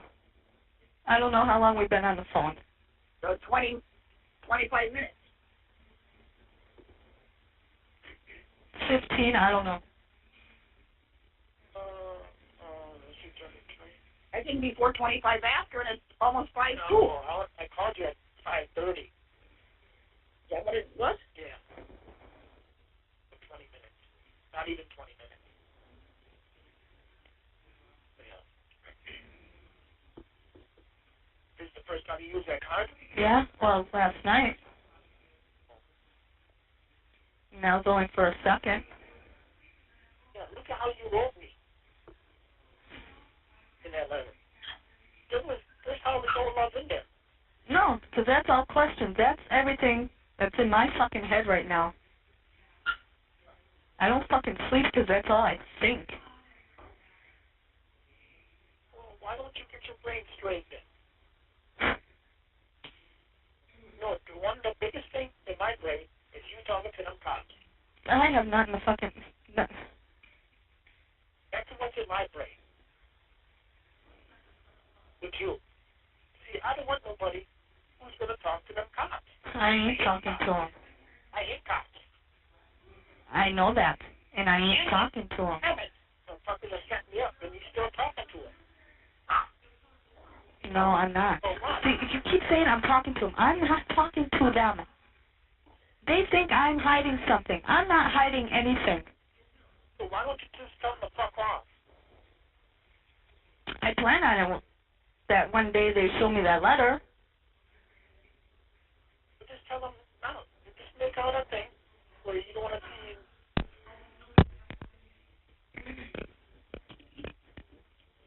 Thank you for using Evercom. There you go. Into that call. So let's see.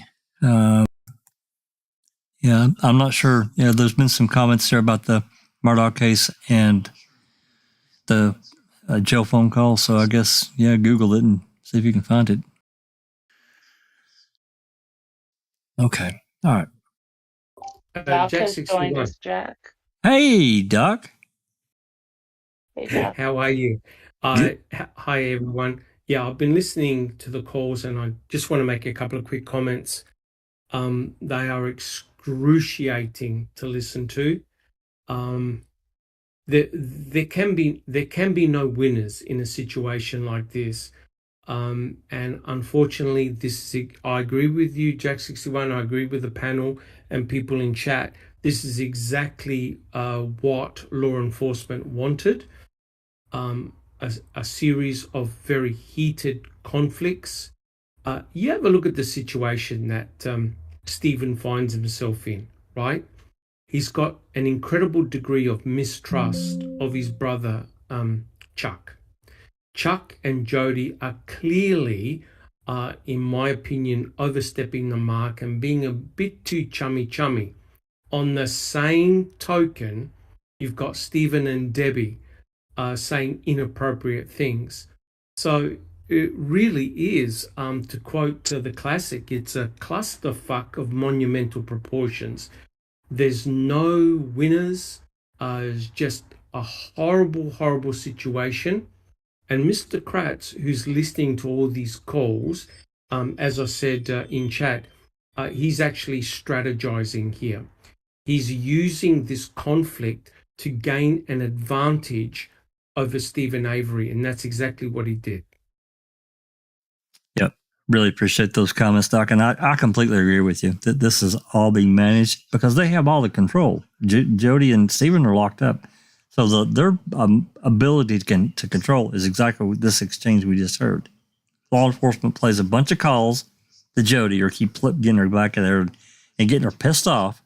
So she'll say something that they can use against Stephen, turn her against Stephen, either by character assassination in some fashion pre-trial or during trial. Get her so mad that she'll agree to testify for blah, blah, blah, blah, blah. And as Travis pointed out, also to get Stephen riled up. Yep, that's right. For these phone calls with Jodi. That's right. Yeah. Yeah. Unfortunately, they also showed her letters that Stephen had written to Debbie. That's right. And letters that he received from Debbie. Yeah. To me, it's your classic honeypot, and by that I mean, it's very likely that she was put in there as a plant to roll Stephen up, and Stephen shows his vulnerability because he likes the attention from ladies. That's pretty obvious. He likes the admiration, and the mere fact that women are throwing themselves at him. To him, this is a big ego trip, right? Oh, huge ego trip, Doc. But when you're meant to have a fiance and you're in love with that person, hey, it's hands off. But unfortunately, Stephen has been isolated. Jodi has been isolated. And you got poor Mama Avery, who's caught in the middle, holding up two mobile phones to each other, caught in the shitstorm. That's not a very good situation, is it, guys? It's going to end up a disaster. Absolutely. Total disaster. And then, again, that's what these investigators wanted. And it blowed up at the beginning of that call when they got on there. Within less than a minute, they're going at it. And that's what they wanted. So, yeah. Okay. If there's no more comments about that call, this next call is also on the 24th, and it looked like It's a call. She may have called back. I don't know. I've not been through these calls down this far, so. Jack 61, can I Yeah. just make one quick comment? Please. Unfortunately, and I don't want to sound like I'm being an elitist snob, but unfortunately, Stephen is not the most educated fellow. You could tell you could tell that there is no sophistication in him at all. No.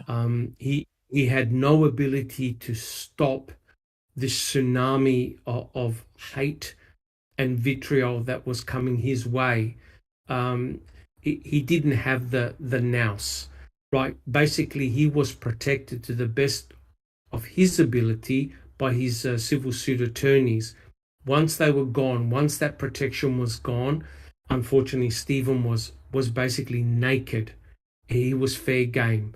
And you can hear it by the exchange and in the tension that is going on. And it's the dynamics of that family is just terrible.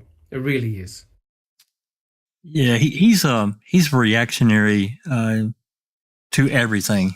You nailed it. And he did, I don't think it's necessarily a put down, Doc, that, he's not sophisticated. He's not, scholarly educated. That's just the way it is. That was his life. And there's no good or bad about it. It's just the way that he reacts to everything, especially a situation like this. This is what they wanted. I've said it 100 times now, and I know people are probably tired of me saying it, but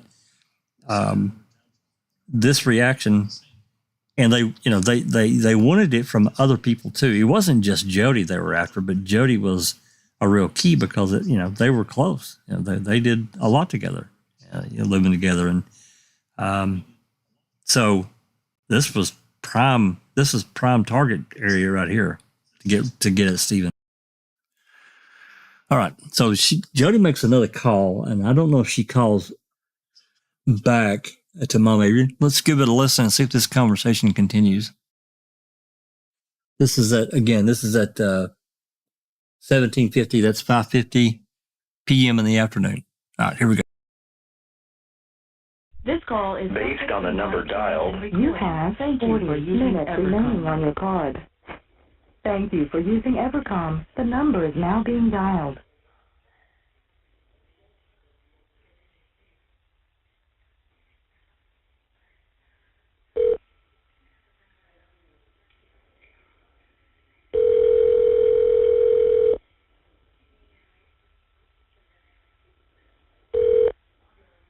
You are receiving a free call from an inmate at a correctional facility. Not free? Yeah. Those calls ain't free. What? Those calls here. Well, they think it is. You're a Stephen. Hello? Say they're free. Hello? Huh?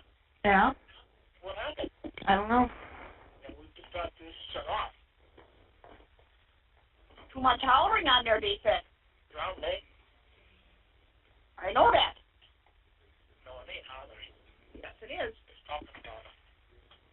Well, from now on, write a letter. You don't want to see nobody. Don't touch my coat. You get right into the surgery. Yeah. Right into the syrup and to the jail. Okay?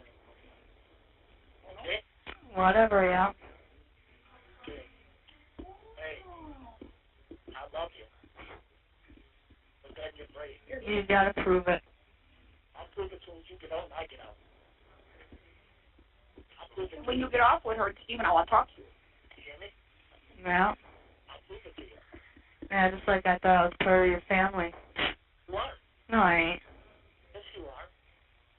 Your bed is paid. My bed will be in the other trailer. No. Your mom don't want me there. She don't like me. She bitches about me all the time to Debbie. Huh? She talks about me all the time to Debbie. Even that bastard's in the paper. My what? Them bastards. Well. Right. Crap. Crap. I love you.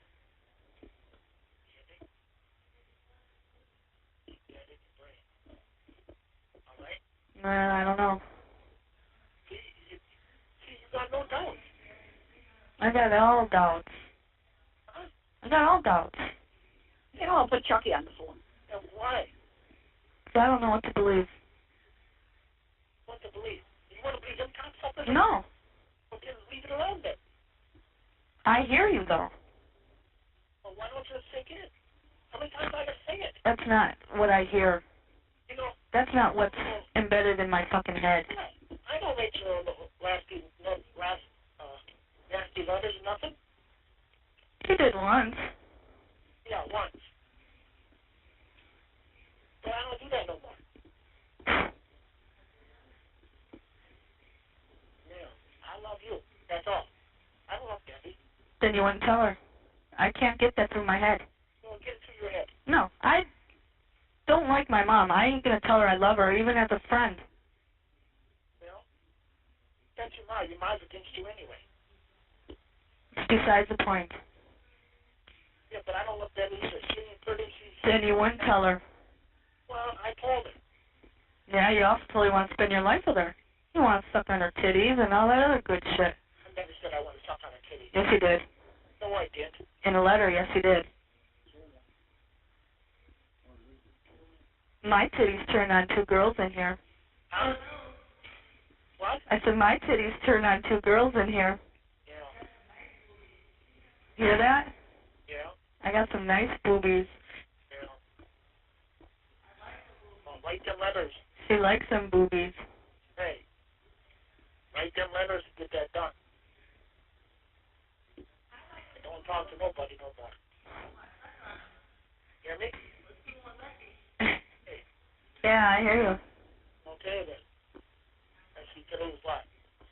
How about Saturday night? 6 o'clock. You call her. I ain't calling you ever again. You want to go through this shit again? No, I'm just telling you. No, you want to go through this shit again? You don't call her tonight. I can't call her tonight. You can call her at her sister's. I'm her sisters. Not yet, anyways. Why worry about it? But I love you. Because I don't believe that yet. You don't believe it? Just like you said in your letter, you've got to prove it to me. Sorry, but yeah, you sort of do. I will when I get out. If I get out. You just get out, go in that bedroom, and start helping me.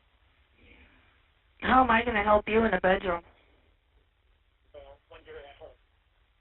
How am I going to help you in the bedroom? First thing I'm going to... Bedroom is in the basement. Oh, It needs okay. cleaning. First thing I'm going to do when I get out is I'm going to have a cigarette. No. Yes. No. Yes, that's the only thing I'm looking forward to. And yes, I am. No. Yes. You ain't got none. You got no money. Oh, I will get some. Yeah. You got to stay with Mom. I still can smoke. You don't need to smoke. Yeah, I do. No, Until you get out or whatever or whatnot, or I believe anything, yes, I do. Because that's going to keep me fucking sane. And instead of snapping on people like I'm about to do, Steven, I'll be back in here for fucking batteries if I don't have a cigarette. Yeah. No, just shut up. I'm gonna smoke. Yeah. Yes. If you love me, yes. Connect them. If you love me, yes. Connect them. I can't hear you. Hello? Yeah? If you love me, yes. What? For the time being, yes. No, you don't need to. Yes, I do. I can't afford it. Yes, I do. I can't afford it. I need it.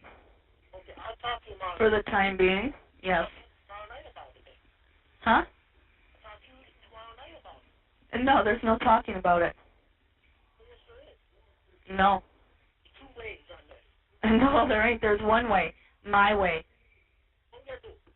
You gonna keep on talking and waste 30 goddamn minutes? I'm just telling you.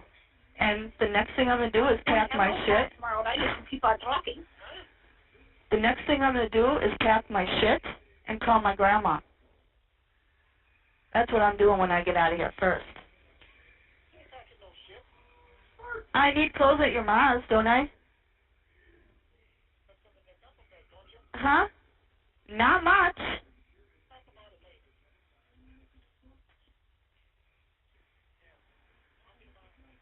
I can't hear you. Yeah. 6 o'clock then. Okay? Huh? Why not earlier? Why not earlier? Yeah. Looking when? When? 2? 2 o'clock? Yeah. I don't know, would you be home at 2 o'clock? I haven't the slightest. Because I'm taking off at 7 already tomorrow morning. Oh, that's right. And you got fine 6. At 5 o'clock? 5? Yeah. Whatever. You're trying 5 o'clock. Hey, and I love you. For me? Huh? Yeah, I heard you. Okay then. And don't worry about nothing. I'll have it with you. We'll see. That's a promise. Well, then I'm smoking. Well, I'll let you smoke it as long as you listen right to letters. Yeah. I don't know why. Give in. Huh? I don't know why. Give in. Yeah, whatever.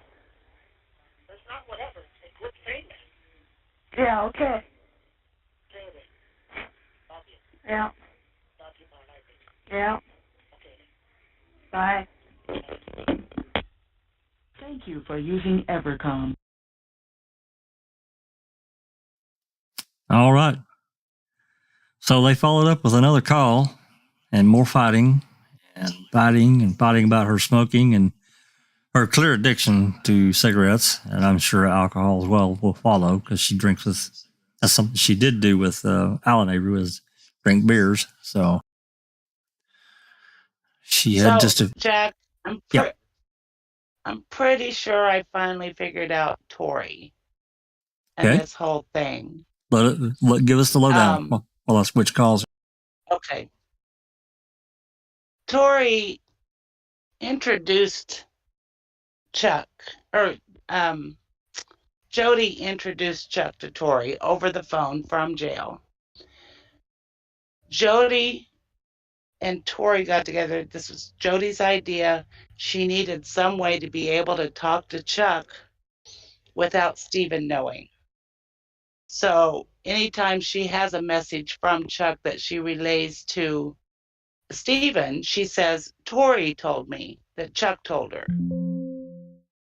So she's like, that's the only reason Tori's in the picture. Wow. Is to make these excuses that she can talk to Chuck without anybody knowing it.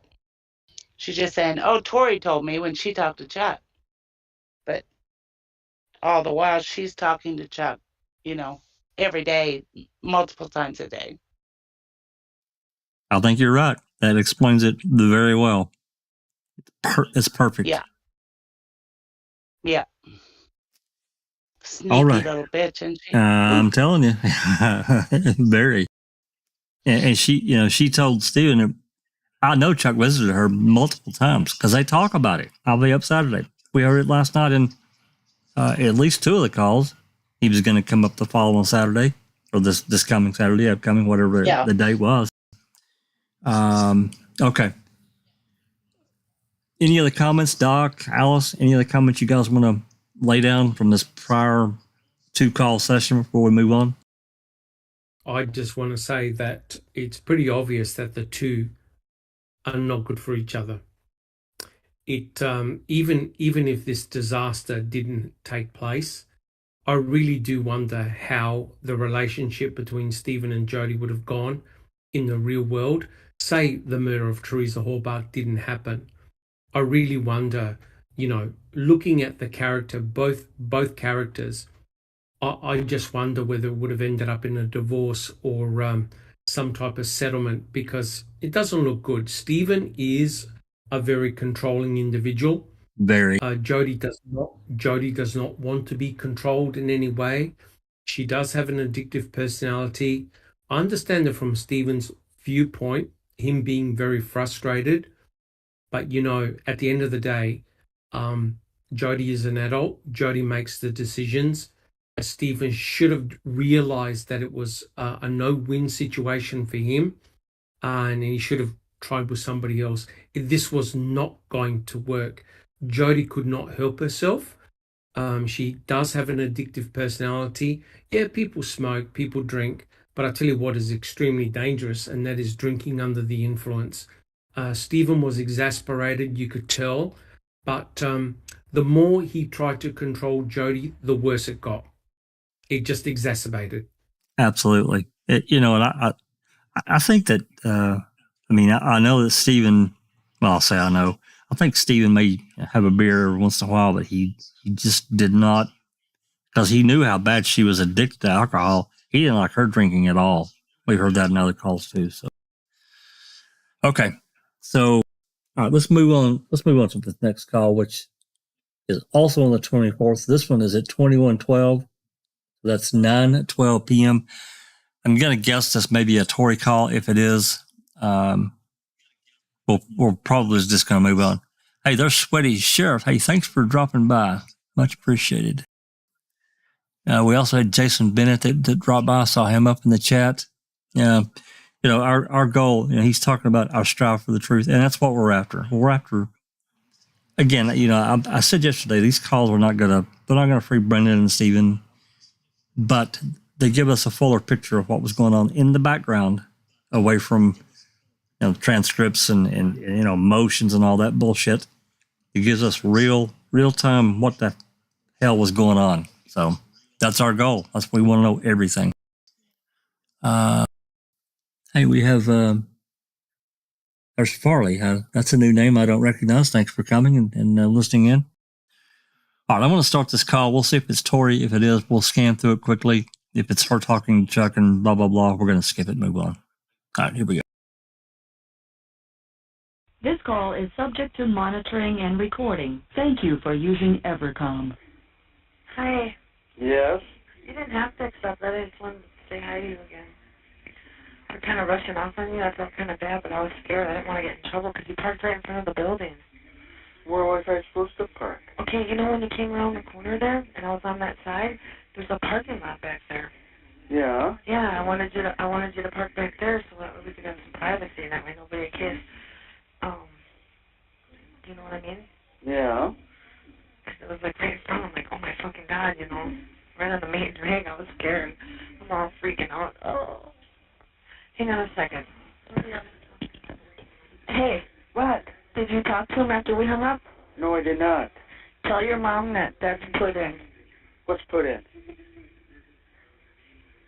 It's what I had to put into the JA. Oh. Okay.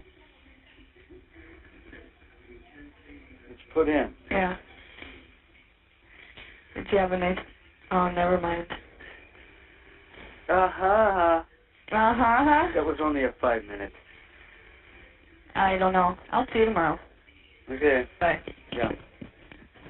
Hi. Yeah. I just want to say thank you again. That was nice. Appreciate it. Well, whatever. Oh, whatever. Why do you sound like you got a bad attitude tonight? Are you comfy?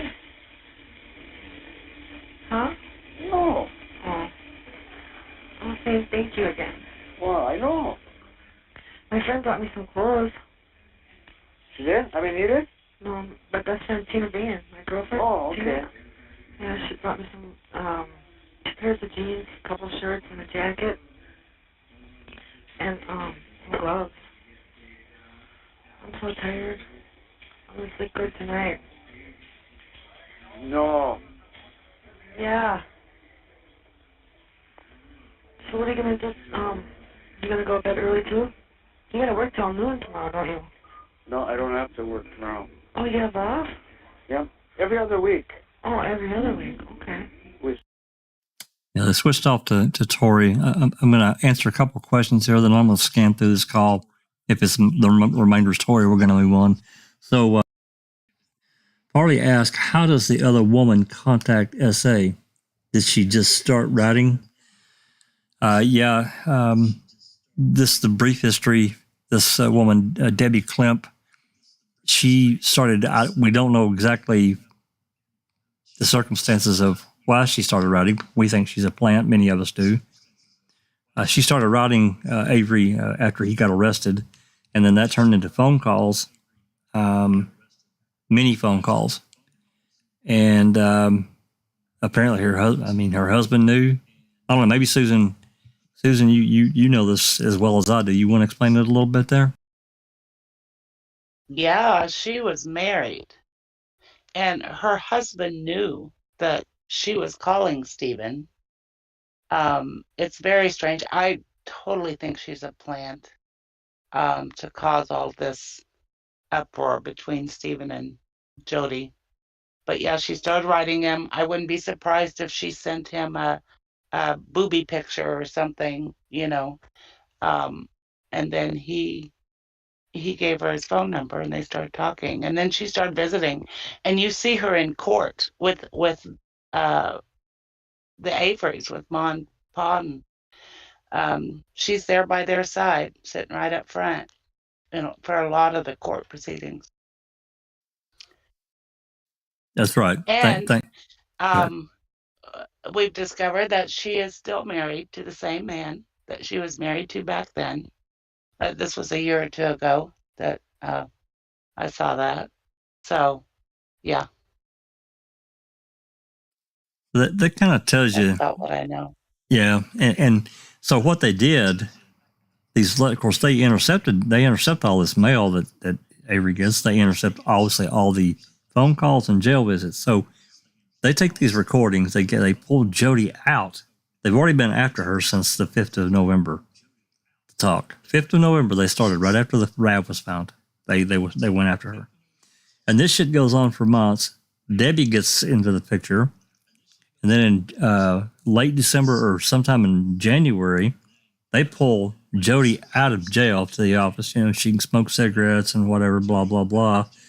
And they play these calls for her between Stephen and Debbie to piss her off, to flip her. See what he's doing, blah, blah, blah.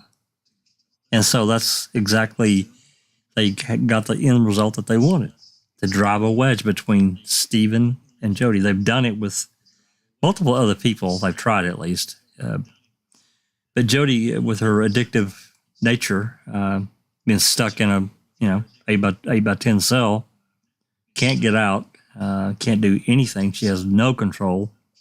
This is a little bit of something that she could control. So she, so that's kind of the rundown. Well, you know what, Jack 61? Yeah. It'd be interesting to conduct a poll. Has listening to these phone calls changed your opinion on the guilt or otherwise of Stephen Avery? That'll be an interesting poll to take, wouldn't it, Jack 61? It would. It would. Yeah. Yes, it would. All right, I'm going to scan through this call quickly. We're going to run it up here about halfway.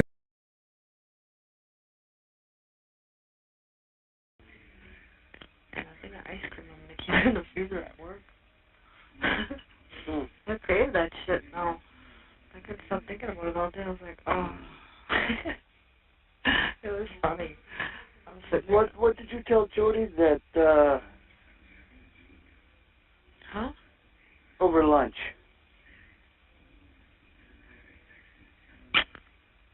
What? Is that what you told her? Yeah. She was like, ah! She grabbed my face. She was like, yay! Yeah, but they can't get me for contempt if I go to court and I'm already fixing it. You know Yeah, what I mean? as long as you're paying on it. Right, because I won't be in contempt anymore. I mean, you got to be there. If you're going to show up on a Tuesday, you got to be there on a Tuesday. I'm saying to go out of state, though. Let's say if I want... Then, no, out of state, you won't be able to. Right, what if I want fucking... But just say I did. I mean, there's things that people, things like tourists wouldn't be able to go because I can't, I'm on probation. Well, You have 1 minute left. I have 1 minute left. Well, that's not what he told me, she said, so I got fucked out of that. Well, I can't wait to see you tomorrow. That's all, Tori. I'm going to move on. Give me just 1 second here, guys.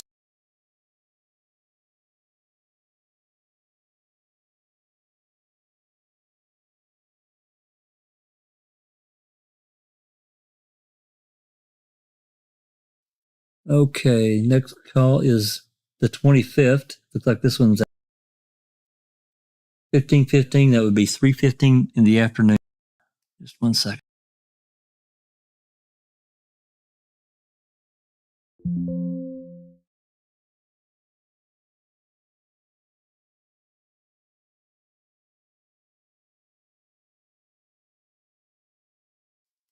Okay. All right. All right, let's give it a go. This call is subject to Based on the number dialed, You have 29 minutes remaining on your card. How many minutes was it? I don't know. Thank you for using Evercom. The number is now being dialed. I hope she's home. Better not be busy. Fucking ring. Hello? Oh. You are receiving a free call from an inmate at a correctional facility. Hello? Yeah? Have you talked to Steven? Yeah, earlier, why? When am I supposed to call him? He told you 5 o'clock, didn't he? Okay. I wasn't sure because I don't know if I'm calling him now. I just talked to Debbie. Well? Yeah, somebody sent me her number. I don't know who. There's just a number on a piece of paper with her name. And according to her, when he gets out, they are planning on being together. I'm going to be living there with you, and he's pretty sure he's going to be moving up north with her. Well, I don't think so. I'm gonna call her right now. She's probably trying to call you. I just wanted to let you two know that I talked to her. And she hung up on me because I told her he tells me she's too fat for him. Well, he doesn't tell me that. So of course he's not going to tell you that. He's lying to you just like he's lying to me. Well, I'm gonna call her. I gotta straighten this shit out because I'm tired of this stuff. It's getting me so shook up. I know. I gotta go to the doctor now. But what am I supposed to do? I don't know what I'm gonna hear from him. Maybe some bad news. I don't want to lose him.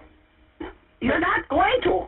Why are you doing According this to shit? her, I am. She's just starting a fight. That's all she's doing.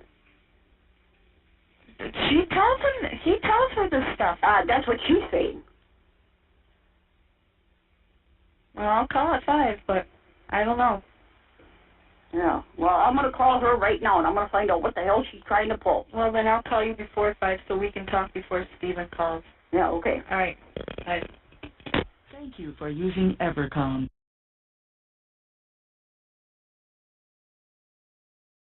Jesus Christ. We don't have that call between, for some reason, we don't have that call between Jodi and Debbie. I'd sure like to hear it, though. God, what a clusterfuck, Doc. Well, that's a woman scorned right there. And I tell you what, it just really is a mounting and shocking situation because you've got this so-called love triangle, and there's always going to be winners and losers. But in this particular case, I think everyone's going to be on a bad street and a bad losing situation here.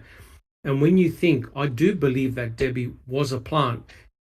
Correct me if I'm wrong, but didn't she just simply disappear? Well, yeah, that's what Barb said. She's been in the chat a couple of times over, the last long time. And she said that, Debbie just kind of eventually faded into just gone, just kind of faded out. Obscurity. Yep. So basically she went in, dropped the grenade, saw all the shocking fallout that occurred. And you could tell from Jodi's voice, I do believe from her concern, she really does love Steven in her own way. And, the fact that some other woman could come in and usurp her position is really, really bad. Because remember, Jodi also attended a lot of those depositions with Steven, right? And remember, the news reporters were there and Jodi appeared on TV, all dressed nice and Steven looking flash. And then just to be dumped like that from Jodi's perspective, that's not good. And at the end of the day, guys, we're talking about the murder of a 25-year-old woman. We're not talking about the squabblings between Debbie, Stephen, and Jodi, That's but right. that's what it's become. That's what it's become, Jack 61. Yep. It's become days of our lives. You know, it's crazy. It is. But again, to me, this is law enforcement, again, trying to strip. Meddling in. And stripping away any support for Stephen. Anyone that they could strip away from him. Yeah. So this call this call is at 16:50. This is at 5:50 p.m. So Stephen's supposed to call in 10 minutes. So Jodi's calling back to find out, I guess, what Dolores and Debbie talked about. So, let's give this one a go. I don't know how long it'll be, but it says, I can't tell here. All right, let's give it a go. Here we go. This call is subject to... Based on the number dialed, You have 27 minutes remaining on your card. Thank you for using Evercom. The number is now being dialed.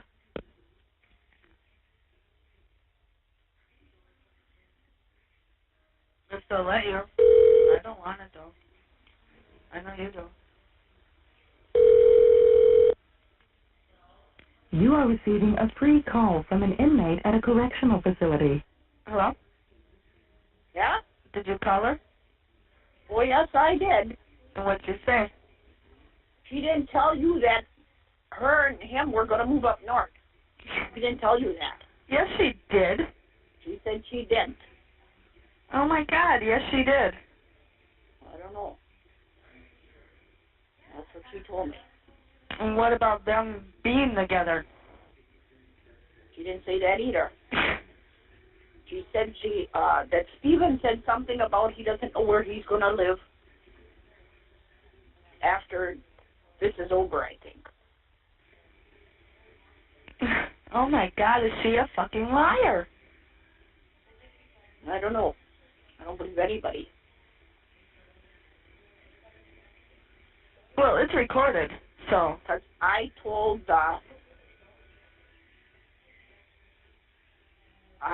her that Stephen wants to be with you.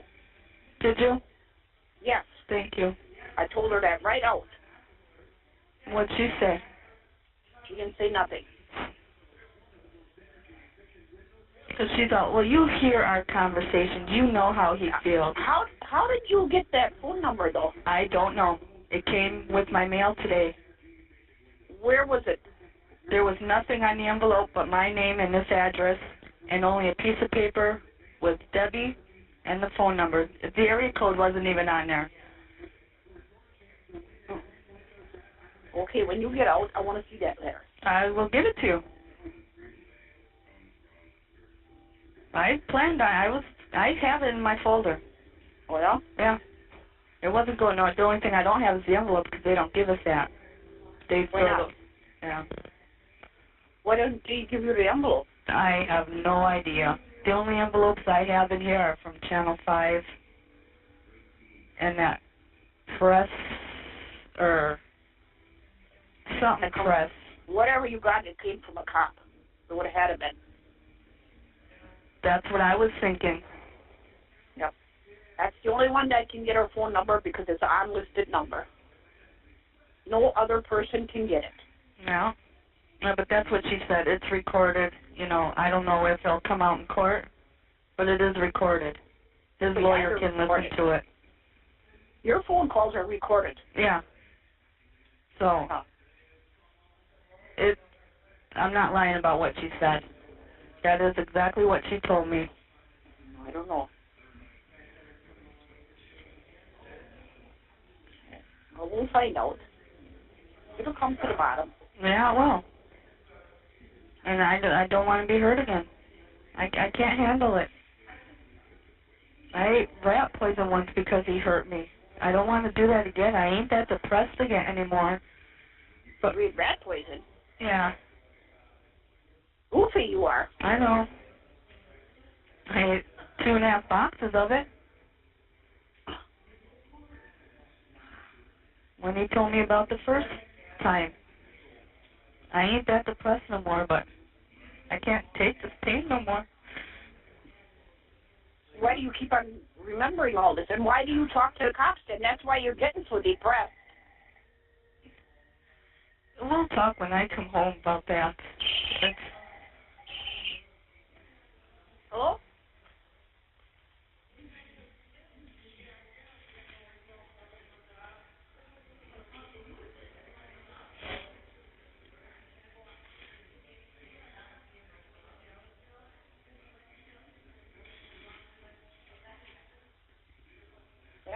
Yeah? Hang on. He's on the other phone. Yeah. Are you there? Can you hear me? Yeah. Should I? Not. Okay. Okay. Hello? Hi, honey. Hello? Hi, honey. Hi, honey. Yeah? Can't you hear us, Steven? Yeah. Huh? Can you hear me? Yeah. Okay. Can you hear me? Yeah? Okay, hi, honey. Hello? What are you doing? I don't know. You might not be too happy, though. Why? 'Cause I got a phone number in the mail today, and I called it. Yeah. It's Debbie's. I called her, and I asked her what was going on between you two. Yeah. I'm moving in with your mom and dad when I get out. Yeah. You're planning on moving up north, is what she told me. We're pretty much done because you're not happy with me. And you will be with her. Well, yeah? Yes. When did you talk to her? What time was that, Dolores? About 4? 3? A little after 3? And how did you call her? I got her number in the mail. From who? I don't know. It was just on a piece of paper. Her name and the phone number. The area code wasn't even on there. And there was nothing but my name on the envelope. Well, Yeah? And that had to be cops, because they're the only ones that can get a phone number.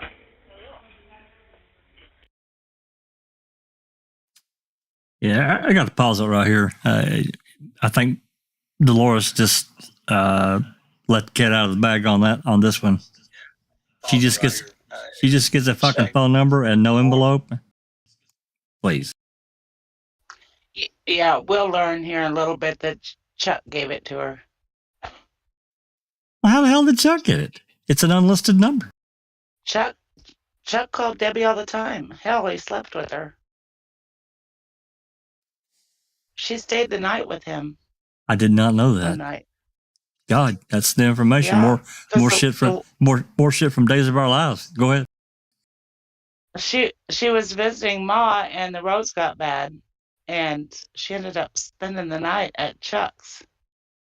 And according to Chuck and Debbie, they slept with each other.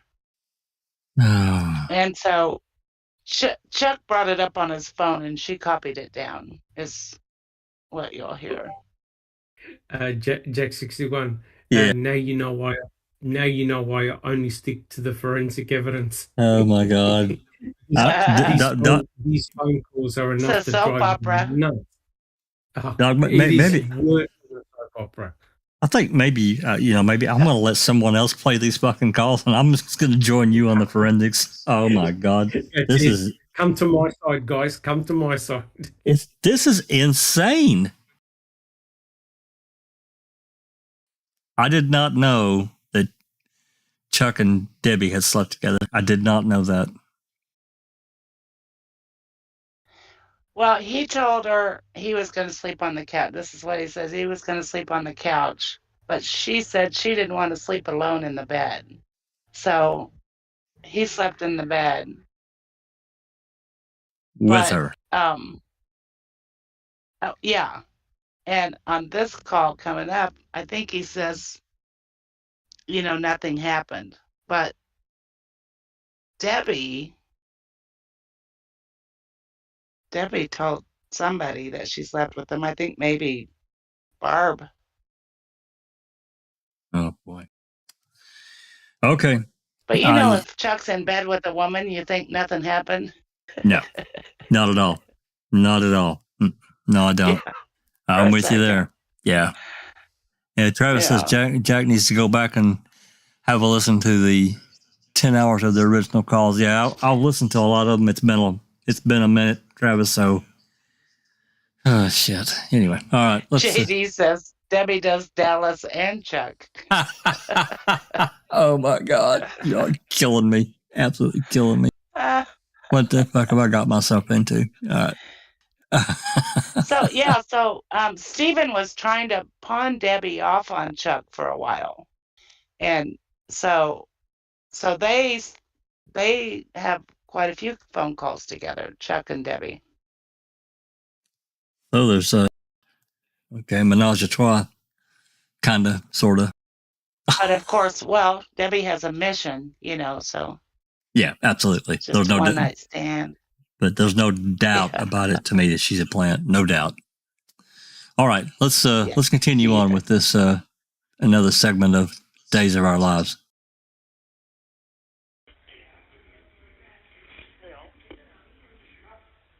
And then I called your mom and told you what was said. I told her what was said, I mean. I want to know the truth. I want it out now. No. Us. Me. You already know about me and you. No, I don't. Not hearing that shit from her. Well, I don't care what you hear from her. I told her. Just so you know. I told her. You don't like her. She's not your type, and she's too fat for you. She hung up on me when I said that. Oh, my God. I told her she's fucking with my life, and she's all, how? I didn't realize I was fucking with your life. I said, when you try and take my fiancé away from me, when I can't do nothing about it, that's fucking with my life. And I told her again. Oh, she said, well, he never tells me any of that. I said, of course he's not going to tell you that. I said, you're too fat for him. And she hung up on me. If you want me, you stop it right now, Stephen. For me, please. Stop what? Calling her, take her off your visitors list, everything. I told her all you want is Jodi. And not her. Yeah, your mom called her.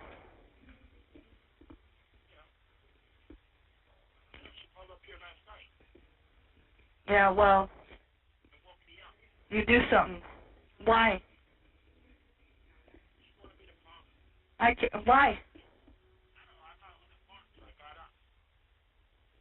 Well, you end it. Because apparently if I can get a number, I'll find out if there's more after I get out. I can't hear you. Well, then you don't care about me. Well, yes, I do. Then it's going to end today. Hello? Yeah, I'm here. All right. I only want you. Well, then end it right now. You take her off your visitors list and everything. I can't hear you. I will after I feel secure. You already told me you were buying me cigarettes. I wrote that letter. You are buying me cigarettes. Can you hear me? How can he do that? He ain't got no money. I spent it all. I'll buy him then. I'll figure something out. I'll push the broom around the fucking shop for money. I don't know. Till I find something, that's what I'll do. Why not? Then I'll work outside picking up stones. You ain't getting paid for that. But I wrote that. Do you want to hear what I wrote? Why not?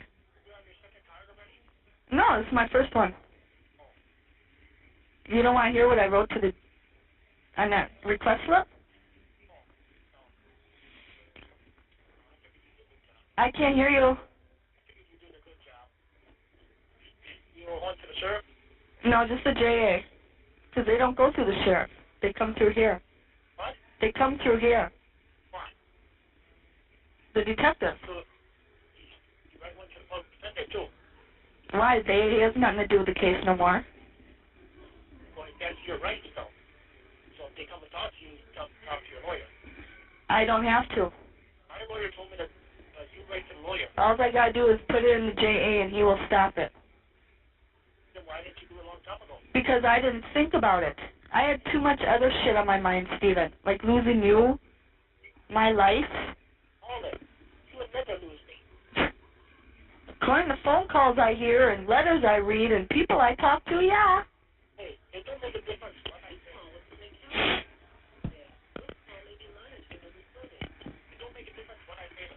Huh? Don't make a difference what I say to her. Yeah, it does to me. Because that's how we started out. No, hang on. You don't want to listen to me? It all depends on what I have to say. I meant what I wrote in that one letter. In this last one. Are you there? Hello? Hello? Oh, okay. I meant what I wrote in that last letter. Every fucking word of it. When I open my eyes and make you happy and all that other good bullshit. Hey, let me talk now. No, I'm not done. I've got 4 fucking months. Oh, okay, then go ahead. I got called Barbara, too. No. Yeah. Barbara's not home.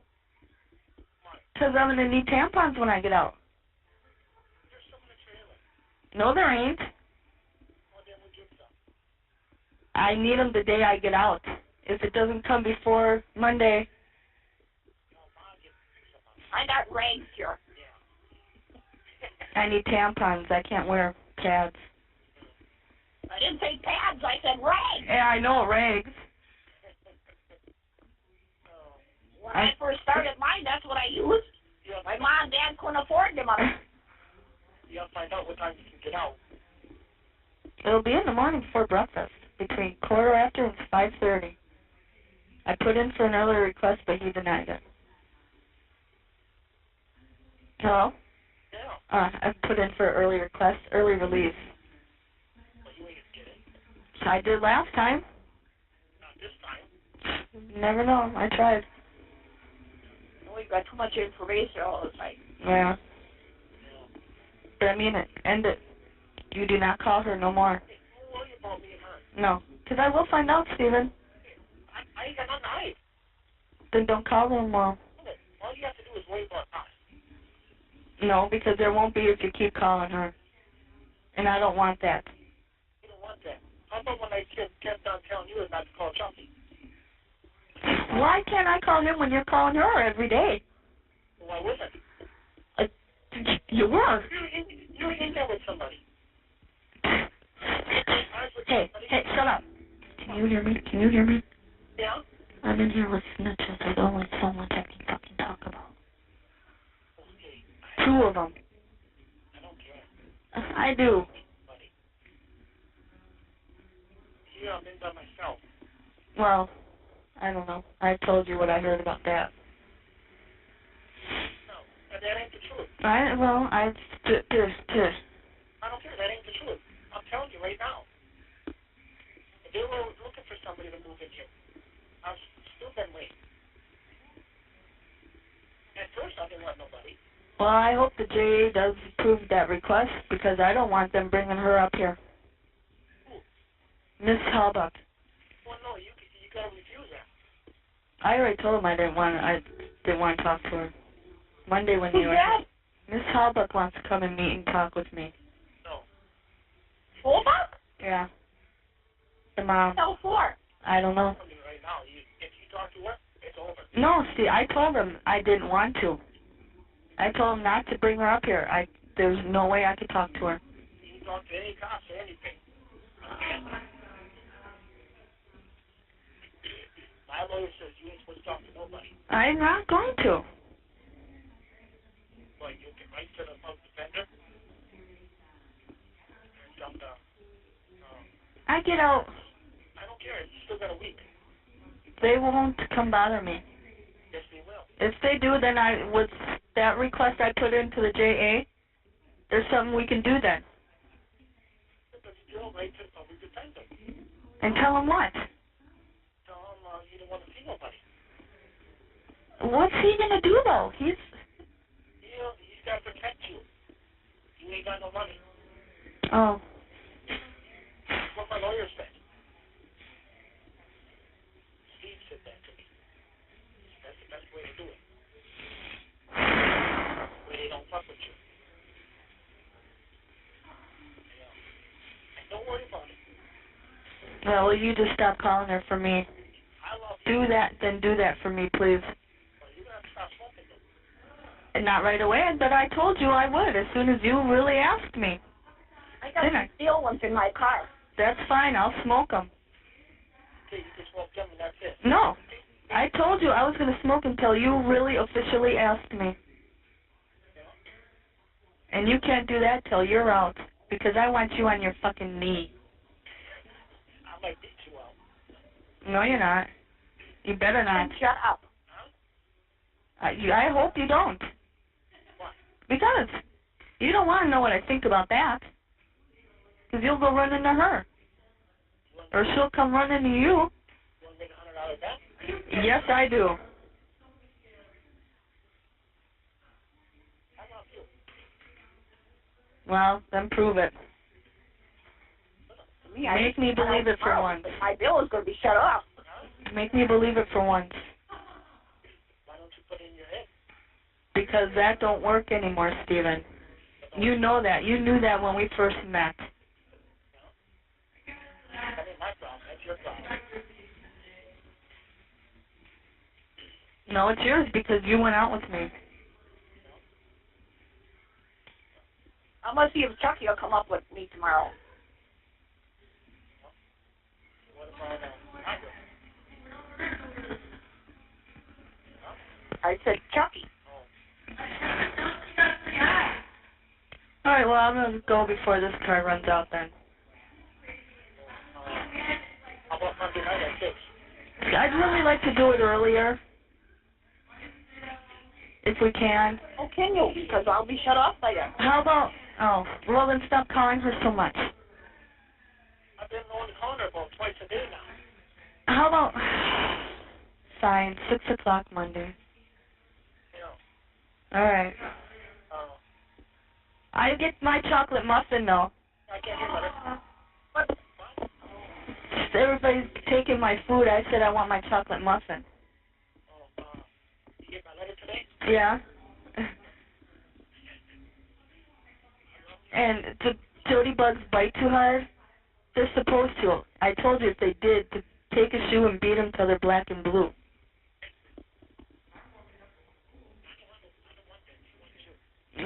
They come from me.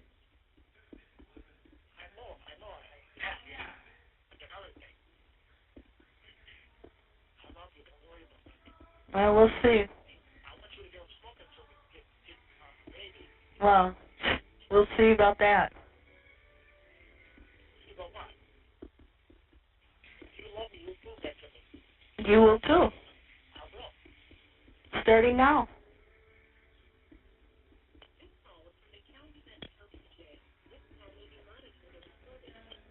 All right. Monday at 6. I love you very much. Well, me too. Public defender then. Huh? Like this to that public defender then. Yeah. I love you. Yeah. I'll write you another letter. I might too, soon. I do have one more envelope left. Yeah. All right, bye. I love you then. Yeah. Bye. Thank you for using Evercom. Yeah. First of all, I got to straighten something out here. I like you, William, and all. You're cool. You're a cool dude. But Lady in Everly is the bomb.com. So sorry. Okay. Another interesting, Days of Our Lives, interesting call between Stephen and Jodi, and as happens often when they talk, this went on. This is not new. They get in a fucking fight, and then now they're all lovey-dovey. And Stephen's saying, "I love you very much," and she's saying, "Quit calling Debbie." And he's like, "Quit! Don't talk to Chuck." And boy, boy, oh boy, what a clustercluck. All right, you guys can talk amongst yourselves if you want while I switch calls here to the next one.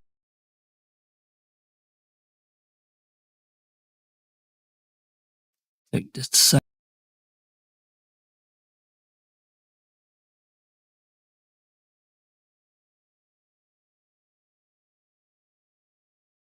This next call is at 2020, which is 8:20 p.m. Same day, on the 25th, February 25th. Oh, we're still on the 25th? Yeah, Wow. She makes so many calls. It's unreal. Yeah, she made at least 3. Yeah, she made 3 calls on the 25th, but these have been long. All of them have been, quite a bit. And her and Stephen talking. Okay.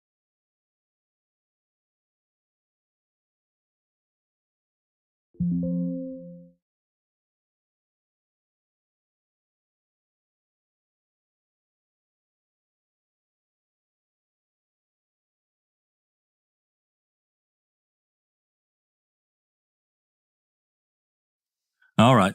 So, let's get this one going and we'll see what we got. I'm going to guess this is a Tory call, but I could be wrong. This call is subject to monitoring and recording. Thank you for using Evercom. Hello? Yeah, well. Have you talked to your mom? Yeah. Yeah, what's she up to say? Nothing much. What do you mean nothing much? Nothing much. But what did she say? What I told your mom. I called her. She answered right away, so you owe me 75 cents. Okay. I said, this is Jodi for Debbie. And she answered, she says, hello, this is Debbie. I said, hello, this is Jodi. I said, what's going on with you and Stephen? Yeah? Just that he plans on you living at his mom's and he's moving up north and you hear the phone conversations and just shit like that. We were pretty much done.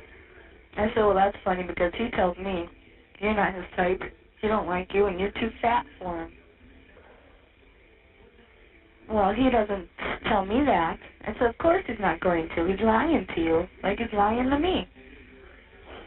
I said, you're not his type. You are too fat for him. She hung up on me. I told him, too, exactly what happened.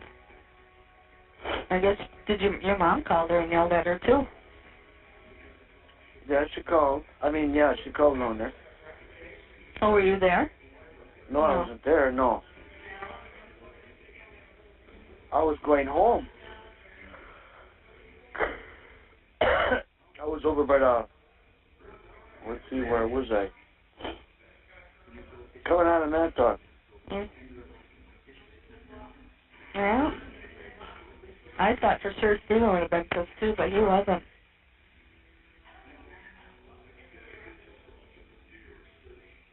Huh. So I didn't know I was fucking up your life. So how do you not know you're fucking up somebody's life when you're trying to take their fiancé from them? Well, he must not be too happy. I said, whatever. And then she told your mom she didn't say any of that stuff. I said, it doesn't matter, it's recorded, it'll come out. Yeah. But she didn't say she was moving up with him. Huh? Did she say that she was moving up with him? No.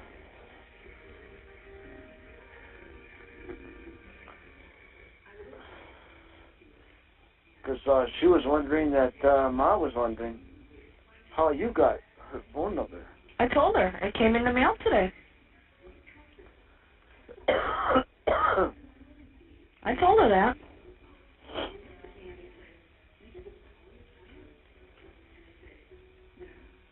Well, I kind of said, but you wrote it off my phone.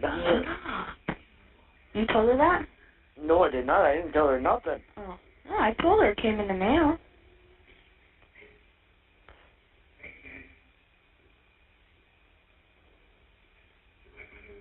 Hmm? You're a jerk, you know that? Why? That's what Shannon said after you got phone with her. I don't give a shit.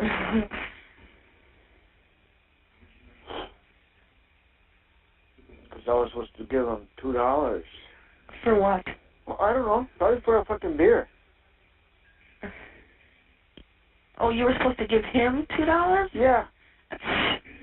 Whatever.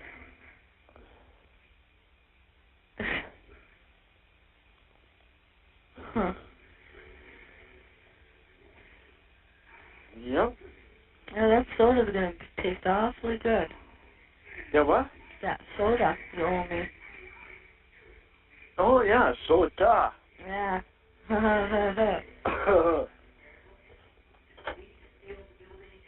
I just woke up. Chris called me. I said Is she here? Huh? Was she here? Was he what? Or? Was she his girlfriend? No. Oh. No, she was there too. Oh.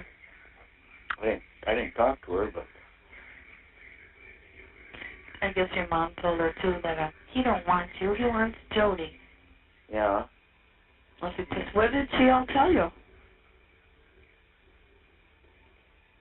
That's about it. What you just said. But she was wondering where you got the phone number from. I have no idea. Somebody mailed it to me. But she wants to see it. Yeah, I know. Oh. Yeah, that's it. I don't see what looking at it's gonna do.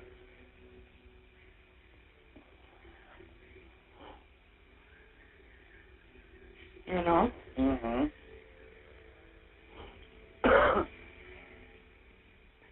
That's all taken care of already. Oh, you had someone else write something up.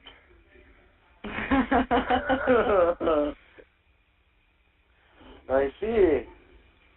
Yeah, somebody sent it with just her name and number. It didn't even have the area code. Hmm. And there was no return address or anything on the envelope. So I don't know.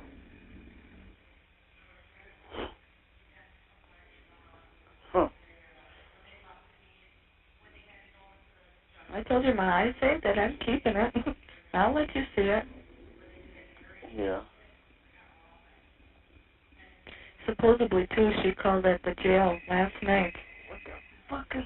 And woke Steven up wanting him to call her. Last night. Yeah. Hello? You want to talk to him? Yeah.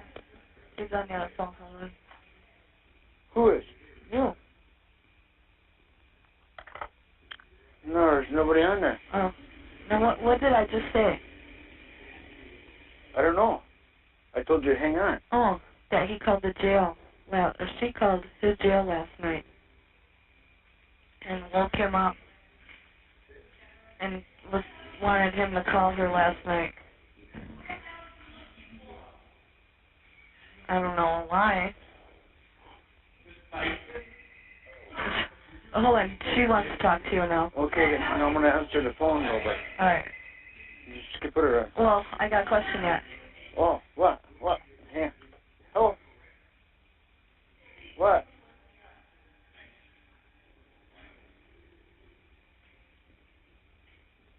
I'm on the other phone line right now. Can you call me back in, say, 10 minutes? Okay. Goodbye. Yeah? Who is that? Lloyd. Oh, what does he want? I don't know. Something about his gas tank or some damn thing he said. Oh, are you taking your mom to see him tomorrow? If Barbara don't go, yes. Barbara ain't gonna go. Alright, here she is. Okay. Bye. Yeah. Hey, Yeah? how are you doing today? Okay. Smiley. Finally? I said smiley. Oh, me? Yes. Oh, that's Scott. came to see me. It was Scott. Okay. Yeah. I don't know if I know him or not. He's from Two Rivers. Yeah. Well, he probably knows me. Yeah, he does. He said he didn't know you, but he knew who you were. Yeah. I'm really sick today, Tucky. Huh? I'm sick. I'm dying. Yeah. Yeah, I got really low blood pressure, 103/66. They took my blood pressure today, and they said it was really very low. I should stay in bed. And I shouldn't be messing around.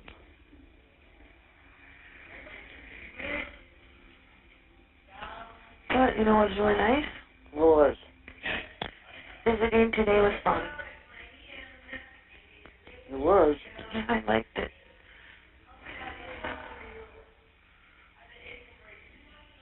Well, at least you got to see me. Yeah, I got yelled at for talking to you. Well, I know I heard that. Did you? Yeah. But it was worth it. Did you like the way I went la la la la too? Did what? When you were talking to Shannon? I stepped my tongue out at you. I know, I saw that. You just do it. All right, I'm gonna pause right here. This is Tori, and I really have no interest in listening to her. I'll scan forward to see if Jodi gets back on, but I'm gonna doubt that she does. So let's scan forward.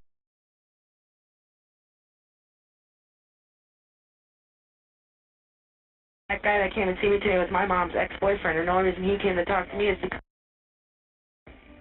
Don't let it bother you.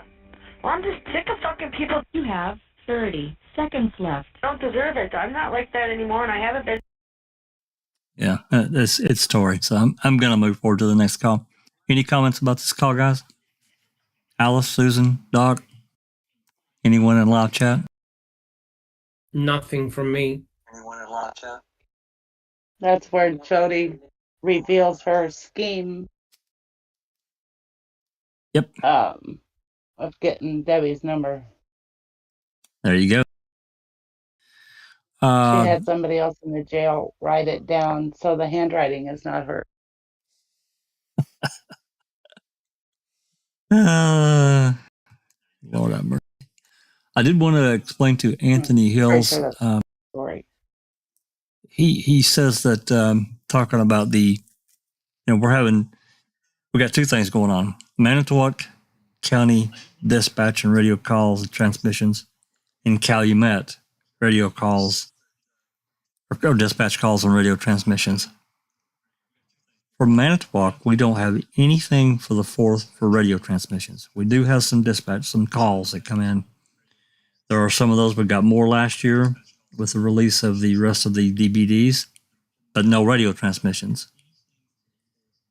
With Calumet, we have the week, and it's radio transmissions and dispatch calls. Each day, you can see they're divided up. By each day has its from 1 to channel 15. That's how many are included. Some days there's nothing from various channels. Some days there are. And the various channels, they cover ambulance, they cover fire and rescue. I think channel 4 or channel 5 is internal to the jail, to Calumet Jail. For open this door, they'll call in from a phone outside. Open door, S3. Channel 6 and 7 is generally dispatch calls into the dispatch center. Phone calls that come in, radio transmissions that go out. So yeah, we have, everything that they released is on that DVD, which Zoe and I recorded everything that's on that DVD and uploaded it. So I don't think we're missing anything from Calumet except for what they intentionally, edited out. It's just November 4th, 2005, radio transmissions. We have nothing from Manitowoc. Do they use cryptographic radio? That's a question first. I think they call that It just depends on where you live in the world. They call that whisper mode. They call it ghost mode, or a sideband. And yes, they do use it. I have asked for that from Calumet and Manitowoc, and I was told they don't have it. And they use cell phones a lot too. I mean, Doc's heard it. Susan and Alice, everyone that's listened to these transmissions, they all say, "Hey, you got a 1021? That means call me on my fucking cell phone." And so much is missed because that's not recorded at all. We don't get any of that. I think it's wrong for them to be able to do that. If it's about the case, it should be recorded. Sorry. I mean, unless if there's certain situations, that probably shouldn't be, or if it is in ghost mode and it doesn't get released to the public, I get that. If you're going to do a bust or some shit like that, maybe after the fact, but certainly not live. I get that fact. But now at this point, that stuff should have been released, whatever they've got. All right, let me change this call.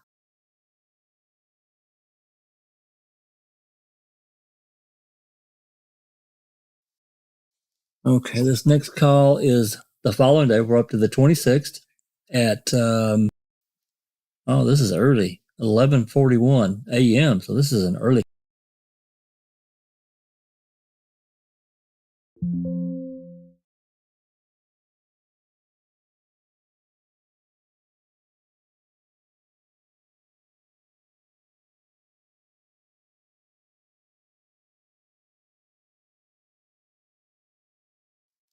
Okay. All right, here we go. We'll see what this early call is about. Based on the number dialed. Monitoring and recording. Thank you for using EverCom. Thank you for using EverCom. The number is now being dialed.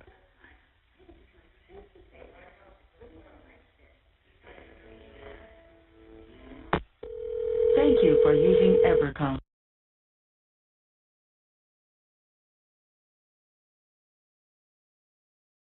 Okay, that was a hang up. All right, we'll move on.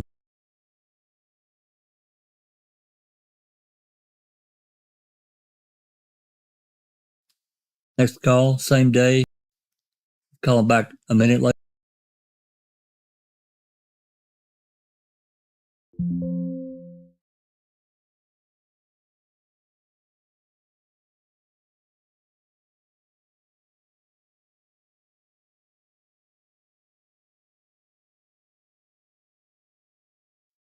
All right, here we go.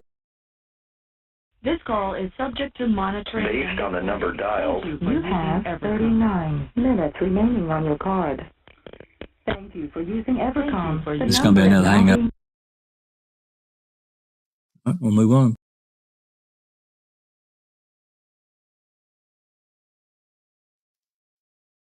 Same day, 11:44. So he's calling somebody else again right after these last two.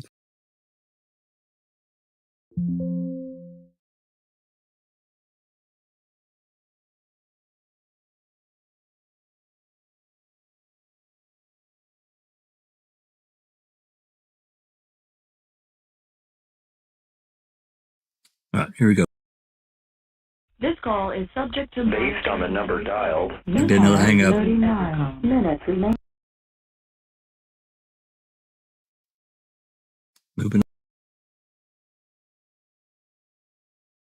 This one's at 12, same day, 12:59. That's almost 1 p.m.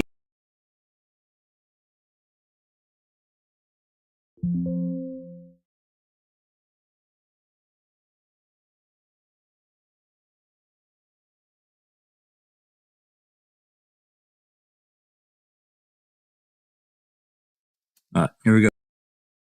Based on the number dialed. Monitoring and recording. Thank you for using EverCom. Thank you for using EverCom. The number is now being dialed.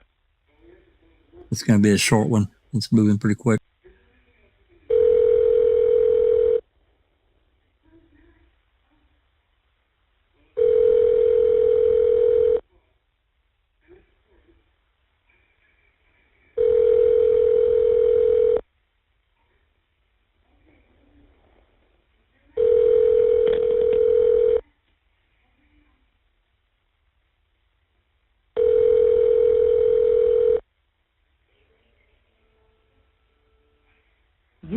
receiving a free call from an inmate at a correctional facility.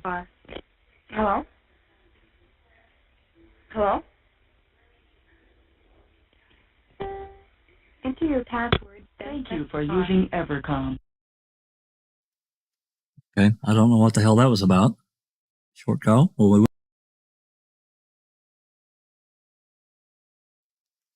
this is at, okay, it's a minute later, still on the 26th. God, she made a lot of these.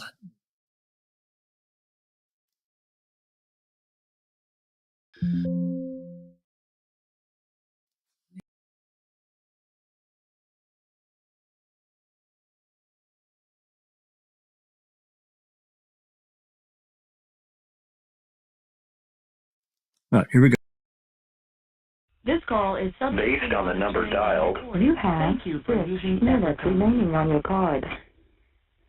Thank Another you for using Evercom. The another number short is call. now being dialed.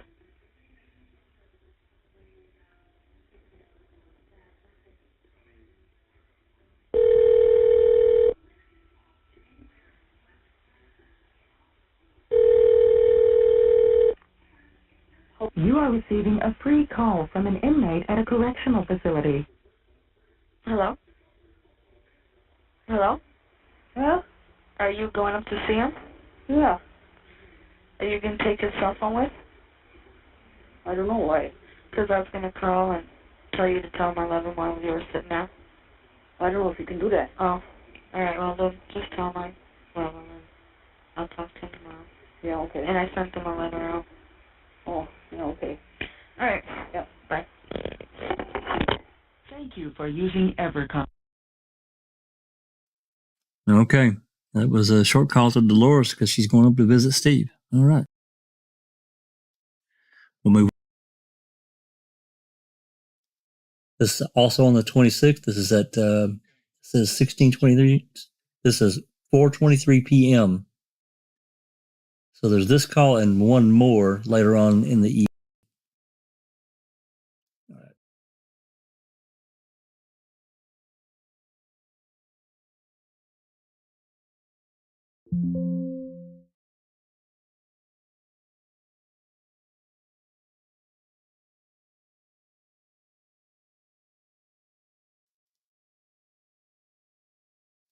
All right, here we go.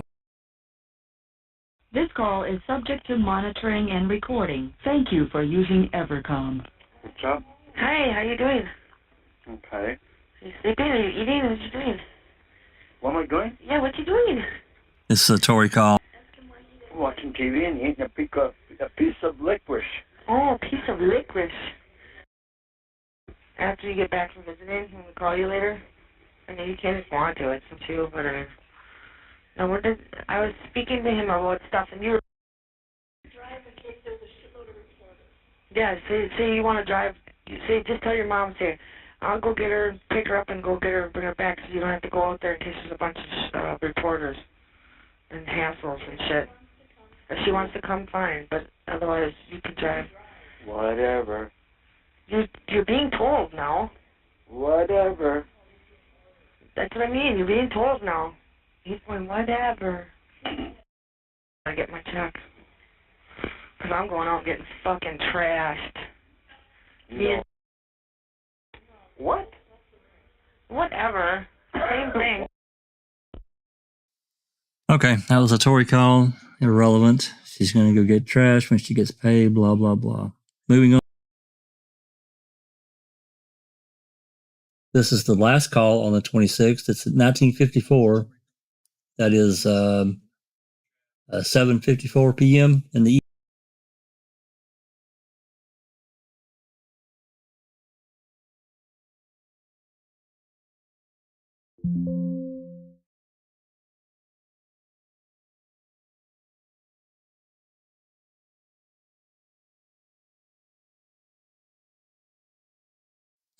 All right, here we go. This call is subject to monitoring and recording. Thank you for using Evercom. Hello? What did you say to me? I said I don't want to state my name at the beep. What is your name? I don't know yet. Oh. I'll take it for that. Okay. So, did he say anything about my call?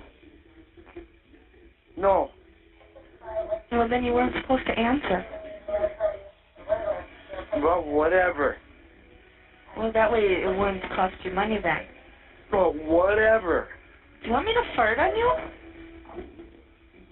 Later. I'll have Tori do it. Oh, son of a bitch. Started electricity. I don't know where I'm picking it up from. Probably from, it's coming over the lines from here and getting you. He's got very static. It's the look Tori shooting through the phone. Was she there? Did she show up for visiting or no? No. Damn it. Well, that's good. Well, the only thing that was said was about the phone number. What was said about that? Huh? What was said about that? He's going to find out who gave it to you. Did you sound pissed that I have it? No. It's just, I don't know. What do you mean? Well, I don't know. It's just, he's going to give it to his attorney and, find out who got it to you. That doesn't matter. He can't do nothing, can he? No. But I'm just saying. That's why you shouldn't have said nothing last night. Well.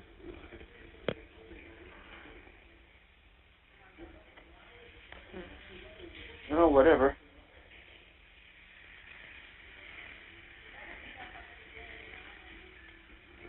Well, I was just thinking recordings, you know? Yes, I know. But he... Huh? I don't know.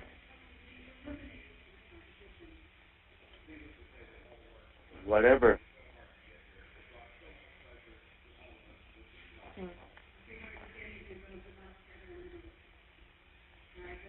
I don't know. No, I'm paranoid. But that's all that was said. I think his lawyer's got more important things to worry about than the phone number. Yes. I hope. Oh. All right. So... Want to talk to her? No, I'll go half and half, 50-50. Oh. All right. Did you mention to her about you picking me up? Not yet. Well, I was thinking too, like I told Tori to tell you. Tell her you'll drive, but if she wants to come, fine. Because, you know, you don't know if there's going to be media here. And if they don't let me out when I'm thinking they'll let me out, I don't want her to sit and wait that whole time, you know? Well, if you went in the morning, you got to get out in the morning. Well, I know that, but they usually let you out before 6 o'clock. They let you out not long after 5. And if for some reason they wouldn't, I don't want your mom sitting out there waiting the whole time. Well, usually it's 6 o'clock, right after breakfast, No. or right before. No, it's always right before, like quarter after 5:30. Ever since I've been in now, this time everybody's been out then. Because I don't know what time I got out. I'm not sure what time I got out, if it was before or after. I've never been out. I've always been out like 5:30 every single time. It means I got to get up at least 4. Yeah. This morning I was up at 4. Well, that's why too, you know. I don't want your mom to get up that early.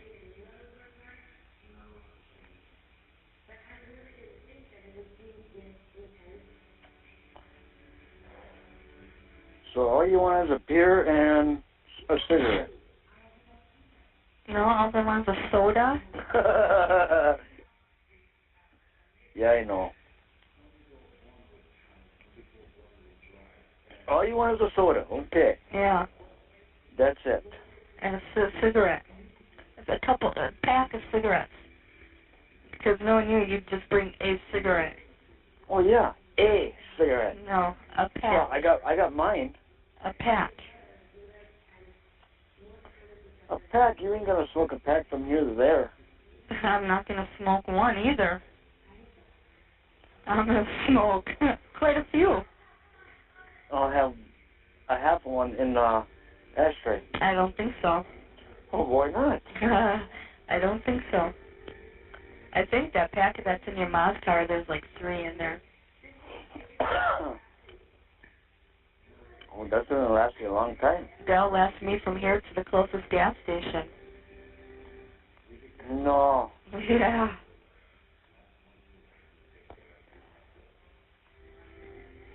I don't know.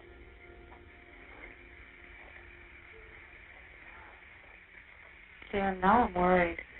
But what? Your number. Don't worry about it. Just don't say nothing. Yeah. Alright, oh, okay, it's our time up. Well, I don't know. She's pestering. 6 minutes. Well, here, talk to her. 6:24. Here, Yeah. get ready. Okay. Alright. Yeah. Bye. Yeah, I'm not going to play the Tory segments. I'm just not interested. I'm going to go back just a little ways, and it's a message that I pinned that Travis talks about too. And this refers back to the Sowinski call. And I'm going to tell you this: this is true throughout, at least for Manitowoc. When a call comes into dispatch, and it's transferred within the jail or whatever, that connection stays as one, and we've heard that before, where these calls get transferred, and we hear the other end of it. Like we can talk about when, like Remaker calls Wiegert and they're talking. This is over landline. He's in one department, he's in another, and it's just a straight connection. However, the Sowinski call, the dispatcher had to call out because Senglob was not there. He wasn't in the office. So you can clearly hear her hitting 8 tones. One to get out for an outside line, and then 7 digits to connect. Once that connection is made, that creates a new connection, and it ends at dispatch. It's gone because there's a new connection made that's outside of the county system. So that, other than that call, we don't have. It's just not there. Within the system, if it stays like landline to landline, those connections are recorded. We've heard many of them. So I hope that explains it, and I think Travis explained it very well too. Yeah, there's nothing. Hey, there's Mark Hodnott. Hey, thanks for coming, Mark. Really appreciate it. And I see another name. Where'd it go? Sarge? Thanks for coming. I don't think I've seen Sarge before. I finally made it to live. Think I'll have a bourbon to celebrate. Ooh, yeah, pour me one too. Make it a double, because this shit is just, it's bad. It's really bad. Any comments, Alice, Susan, Doc, about this particular call? I didn't really hear shit going on, but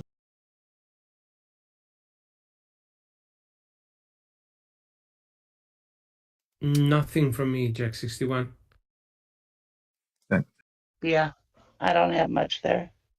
Yeah, same here. All right. It looks so, like we're getting to the 27th on our next call, so that's right. when they nab Brendan. That's right. Yeah, I haven't, like I said, I haven't got down this far in the calls. I just had too much shit going on today. I just couldn't. And I have to admit something that happened last night. It's kind of embarrassing, but it is what it is. So I'd intended on recording at least several of the calls we listened to last night, getting them uploaded to YouTube. But after I ate, I passed out. I literally passed out. So I apologize for that. I did get the jail visit recorded and uploaded, but I'll work. I promise I'll work. Okay, let's. You're excused, Jack. I'm gonna play just a little bit of the rest of this call, and then we're probably just gonna end it and move on. So here we go.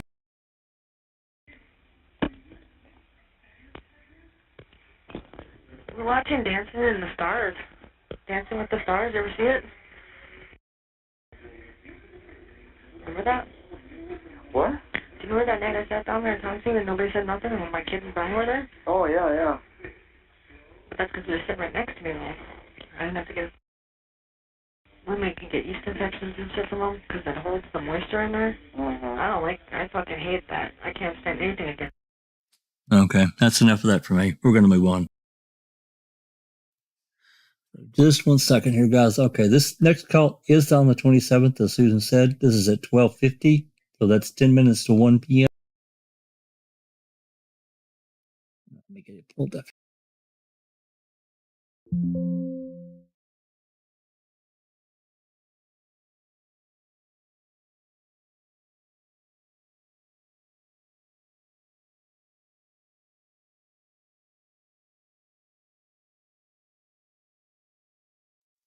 Okay, here we go. This call is subject to... Based on the number dialed, You have 5 minutes remaining on your card. Thank you for using Evercom. The number is now being dialed. Like it's going to be a hang up. Thank you for using Evercom. New one. All right, moving on. This call is at 12:58, so she waited 8 minutes and dialed someone up, or dialed again.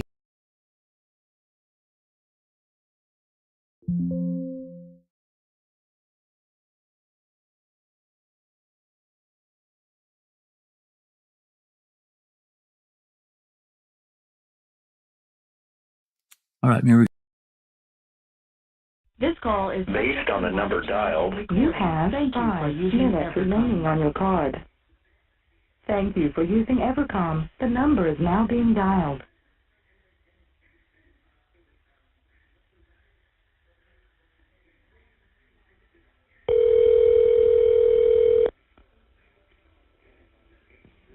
Hello?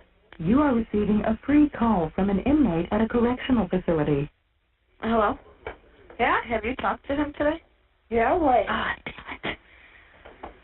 You're supposed to call at 6. Isn't that when the appointment was? Yeah, but I was hoping he would be calling like around now. I wanted to, well, I can tell him later. They're sending a copy of what I wrote to the JA to Kelly and the sheriff here. The what? What I wrote to the, what he told me to wrote to the JA, they're sending a copy of that to the sheriffs here and in Calumet County. Well? Yeah. Yeah. Oh, damn it. All right. Yeah, 6 o'clock then. All right. Yeah, okay. Bye. Yeah, bye. Thank you for using Evercom. Remind me again, what is the JA? Does anyone know? Maybe like her jail assistant or something like that. I don't know. But she wrote them to say that she didn't want anybody to talk to her anymore. Yeah, that's what I thought too. She wasn't going to talk to, yeah. All right, this next call is at 17:19. It's 5:19 p.m. Same day, the 27th.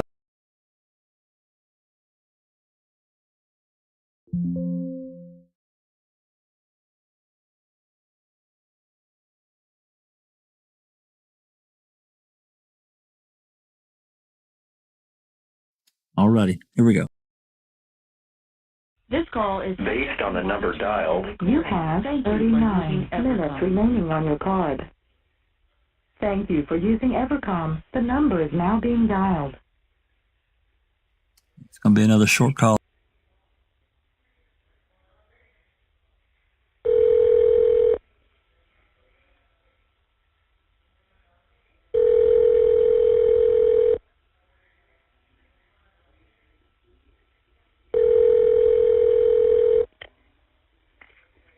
You are receiving a free call from an inmate at a correctional facility. Hello? Hello? Huh? Real quick, Yeah? does he know yet? Who? Your brother, about the number. Don't worry about it. What do you mean? As I said, don't worry about it. Why, what's wrong? Just what I said, don't worry about it. Are you at home? No, I'll go home now if you want to call me. All right. Bye. Okay, bye. Thank you for using Evercom. All right, that call was to Chuck.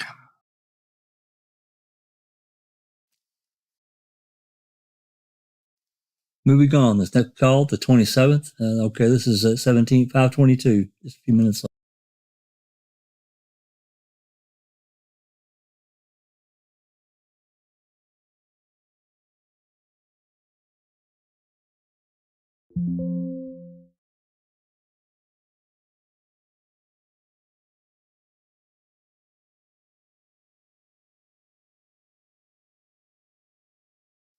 Okay, here we go. This call is subject to monitoring and recording. Thank you for using Evercom. Yeah. Just put it this way. I'll be picking you up. Why? Just put it that way. I will be picking you up. What's going on? Nothing. Bullshit.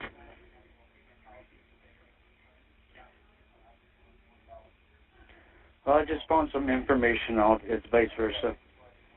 What do you mean?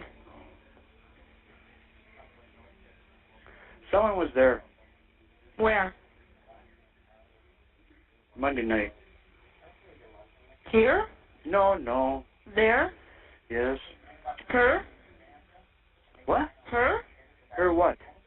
Debbie? No, I can't say nothing. I mean, but Today's Monday night. I'm not saying this Monday. Last Monday.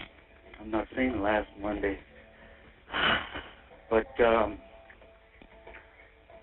we'll talk. I'll be picking you up, and, we'll take everything from there. Because I don't want to say nothing over the...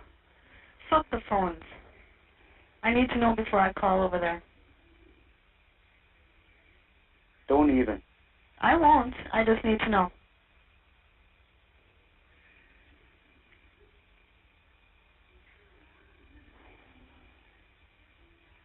I just found out this afternoon. What? Huh? What? I'm not going to say nothing because I don't know nothing exactly for sure. Just tell me anyways, please. I don't know nothing exactly for sure. Tell me what you do know. It's got something to do with Brendan.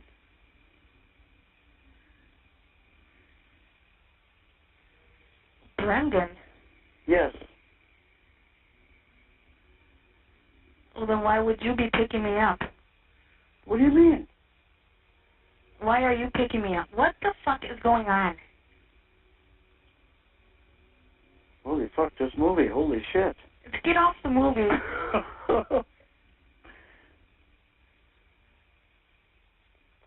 No, we got to do a lot of talking, me and you. I mean, don't say nothing, Tori. No. But Not even up here. yeah, but I won't say nothing.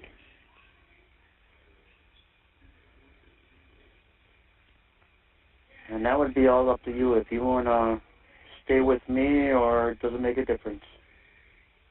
That would be up to you. What's going on? Oh, what am I trying to say? That me and him are done. Yes. Where did you find this out from? And it's got nothing to do with Debbie. Who does it have to do with? Brendan? Yes.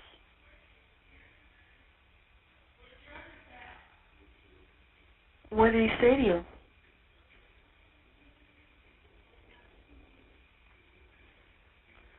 Maybe you should call. I mean, but don't say nothing. Nothing at all would I even talk to you.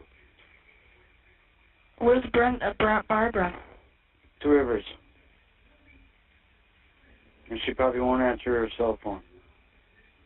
What did he say to you? So I know how to take when I call. They're taking a statement. Who's taking a statement? Okay, okay. They're in Two Rivers. They're taking a statement. Okay. It's got something to do with Brendan.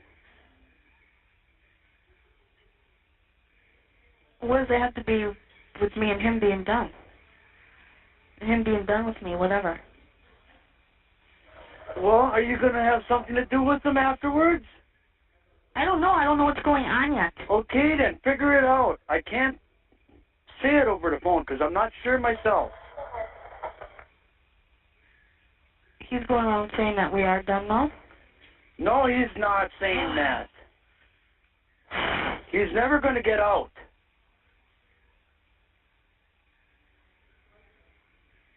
Now put two together.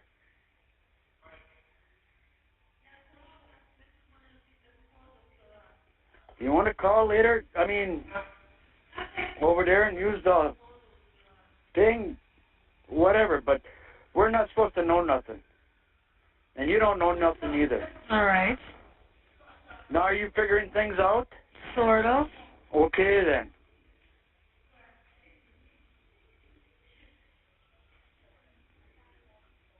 So then he's not even going to be getting out now when...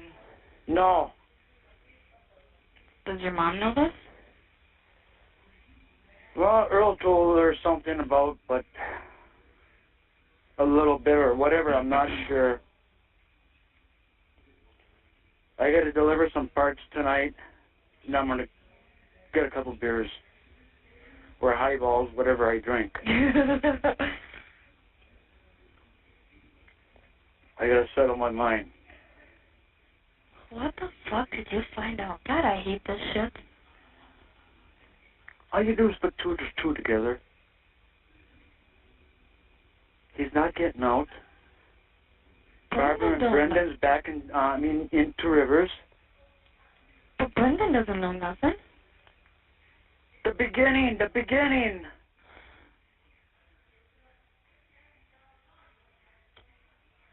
When this all happened, the beginning, right?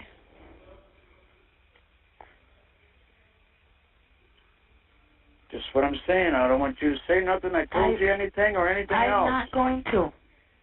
If you want to call like regular, what you going to just be yourself. I plan on it.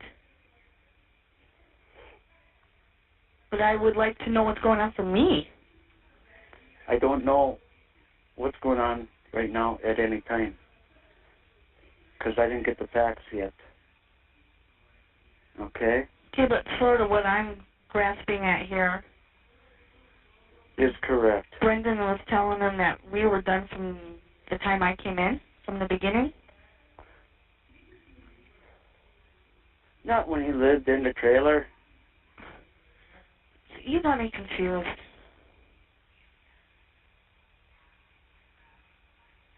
Why is he in jail? Yeah.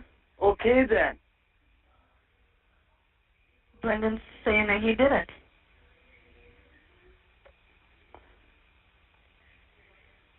Brendan was at school. Was he on night school?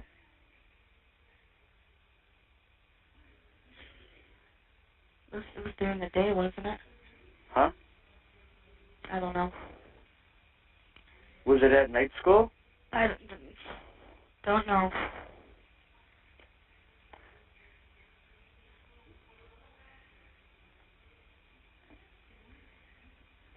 I don't know. Like I said, I ain't got the facts. Yeah. I'll probably get them later on.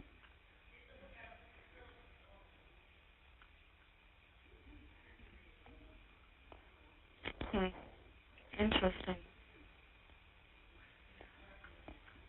So after tonight, you can do a lot of thinking. And what I said before still stands.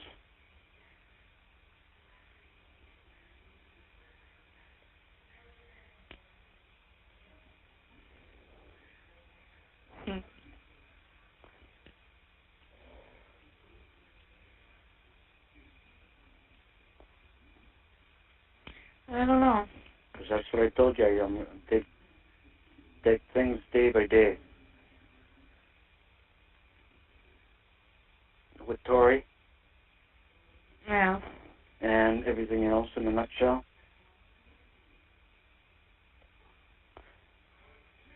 And she's kind of wild for me anyhow. Actually, she's not.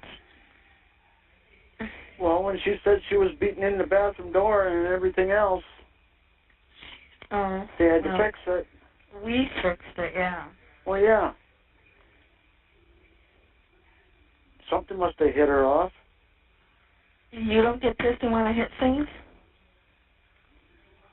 I know I do. When I was younger, yes. I'm over that stage. Yeah, I suppose. How come? When you buy something, you don't want it smashed Oh, I know. anything. Oh, believe me, I know. I lost a lot of shit.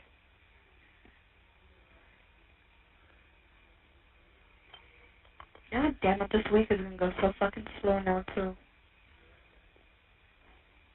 Well, figure it out and don't. I won't. It didn't come from me. I mean, I told you too much anyway.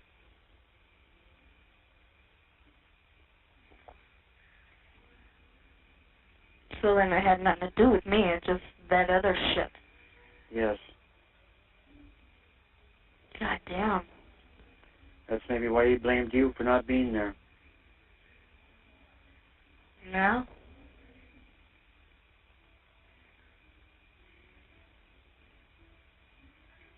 How come all of a sudden now, though? I don't believe it. I don't know. That's what I said. I ain't got no facts. It's just what Earl told me 2, 3 o'clock or some damn thing. Nah, I don't believe it. Well, after all this time, 4 months later. I know. That's what I'm saying. I'm just playing ear to ear, day by day. Oh, and I've been sitting here making myself thinking, fuck, I gotta tell him about the number. Well, don't worry about it now. That's water under the dam. No, with all this going on now, his lawyers will be busy. Yeah.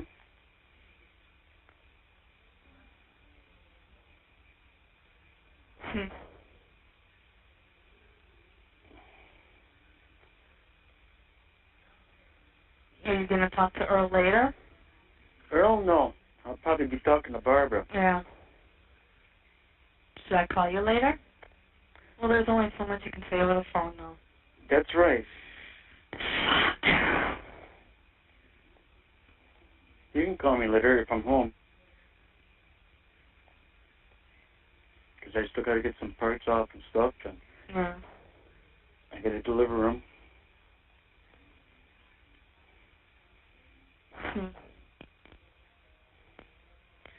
Interesting.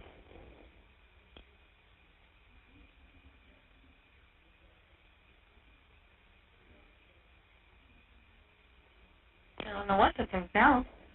I don't either. It just don't make sense, actually. Why wait this long? Well, he was probably holding it inside. You know, the kid that young can't hold it in that long. Not something like this. I don't know, because I don't know. Ma had to pick him up that one time from school. When? I didn't know about that. This was a while back. Oh. And, I don't know, he said to somebody, or, I don't know, that he was going to commit suicide or some damn thing like that and whatnot, but I brushed it off, too, a little bit, to a certain extent, you know. But he's in that age. Yeah. And, well, family breaking up with Barbara and Tom, you know, getting a divorce. Yeah. And maybe friends. Peer pressure, drugs. And Well, not the drugs, just the pressure, the tension all around.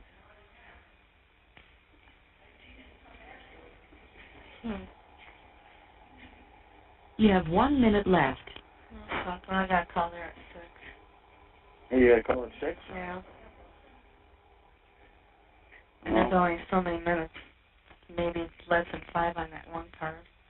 Yeah, I got room for your bedroom.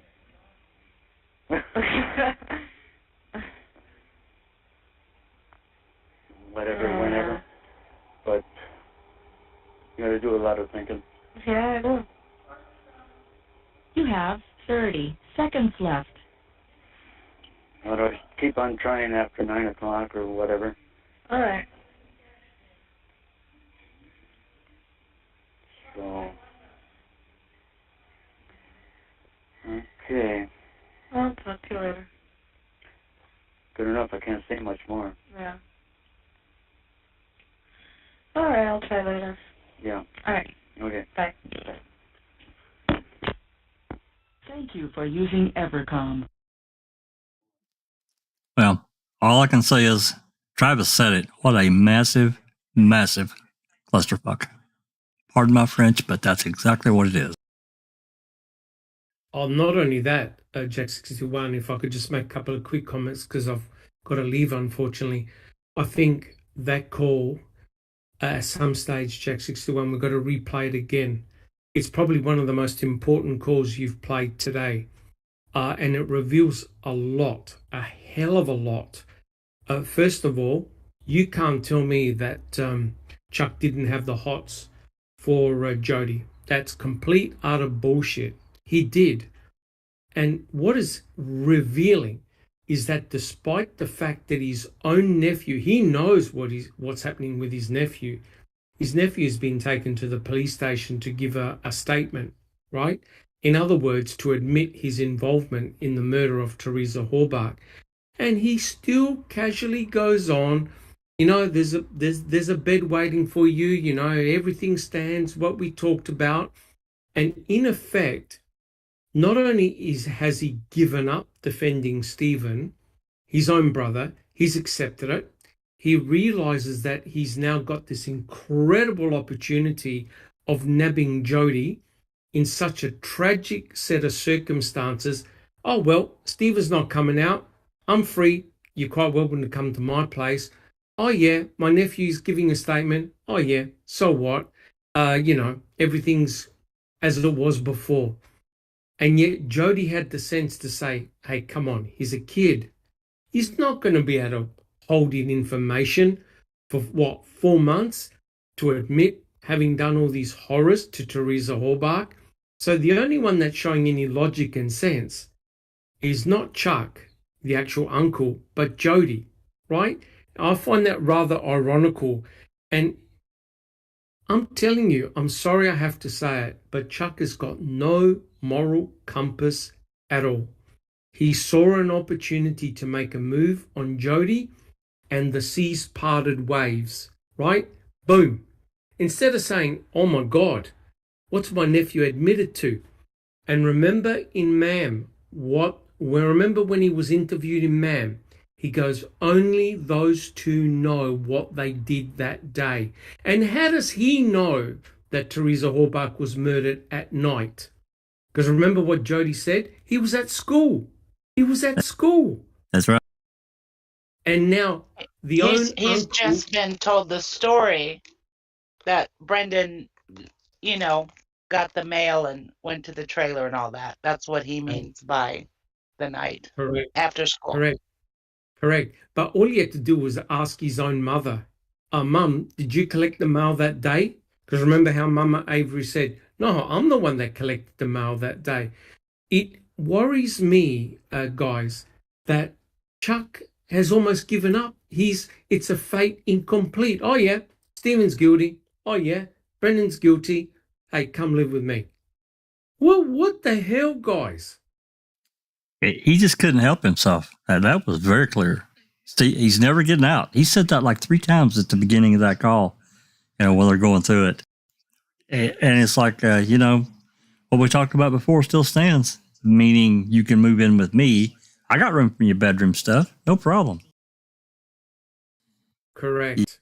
Correct. Instead of being shocked out of his mind, he's thinking about other things, and he saw an opportunity. And to me, that's the lowest of the low. Your brother's in trouble. Your nephew's in trouble.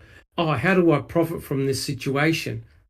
Come on, guys. That's not good. Absolutely. Yeah, I have to agree. This is a really, really revealing call. I did want to say this is the last one I'm going to play for the night. We've been here for right at 3.5 hours, and it is a work day for a lot of people for tomorrow. So I think that's enough for today. Although, Jack, can I just make the quick comment, because Travis please. brought up a very important point, and that's why I have spent a long time on the Alex Murdoch trial. It goes to show the big difference. When you are a high-flying attorney yourself, you're surrounded by attorneys, and you've got money, and you've got a brain. And Travis was 100% correct. Look at the way Alex Murdoch handled the boat crash, where his son Paul was driving the boat and eventually crashed, killing Mallory Beach. Now, you would have thought that was a slam dunk right there. But with clever lawyering, money, sophisticated people, that they're trying to do all these forms of diversion. And yet here, you're looking at people that are not very sophisticated or intelligent or have a lot of money, and law enforcement trampled all over them. But it really didn't help, guys, that they were having a war within the family themselves. That didn't help anyone. Well, and that war was, I will say it was fully law enforcement, but I'm going to give it a 90+% their intervention and their actions caused it. Well, yeah. Just coercing Brendan. For well, God's sake. and manipulating Teresa. Yeah, but not only that. Everybody. Yeah, correct. But look at the chronology. Look at the chronology. They were working on Jodi as the weakest link, and she would not yield. Who did they nab next? Brendan. It's right. Brendan, right? So you can see the day before is when she sent that letter. I don't want to talk to anybody anymore. Yes, correct. And who do you think? And who, Susan? Do you know who actually gave Jodi the phone number to ring up Debbie? It was Chuck. It was Chuck that did it. It was Chuck. So do you think Chuck had an ulterior motive? Of course he did. He did. He did, didn't he? Yeah, he wants Jodi. Oh, hell yeah. And it now makes me wonder who wrote the Sakiki note. Yeah, that's interesting. You start to wonder, don't you? Yeah. You start to wonder now. Absolutely. And like I said, I know these phone calls have been tedious, and I've been banging my head many times, but that one there, that last one, oh my God, that was a ripper. Absolute goldmine.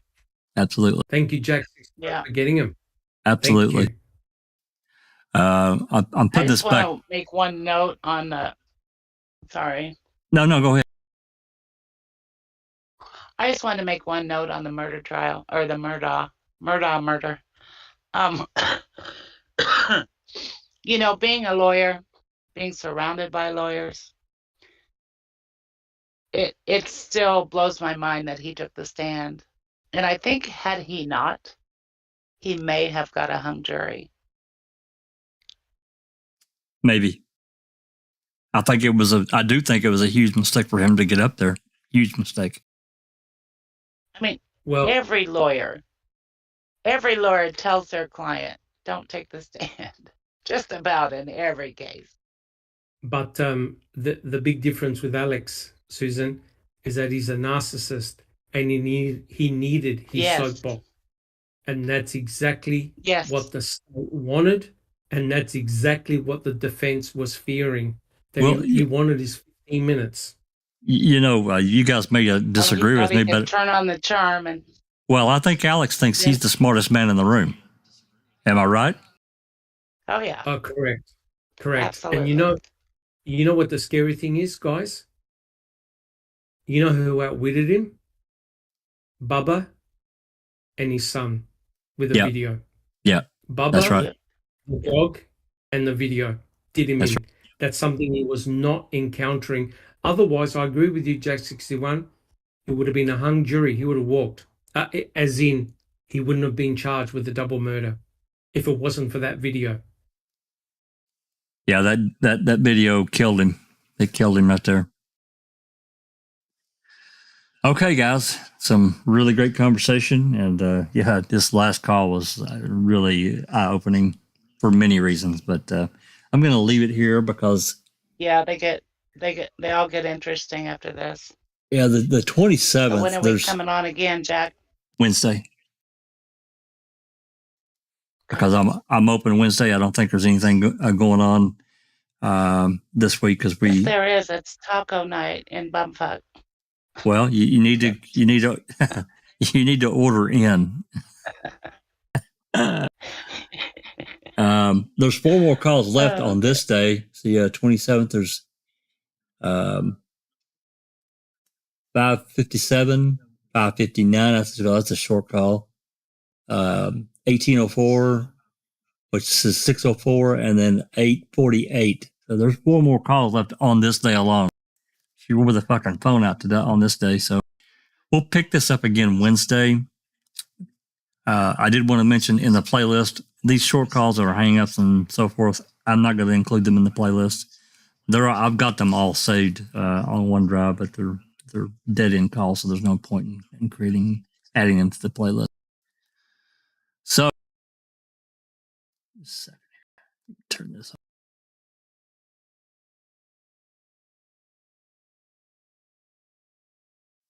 So, with that said, I'm going to end it here. We're well past 3.5 hours, and that's long enough. And we'll pick it up again on Wednesday at 5 Central, and we'll get through some more of these.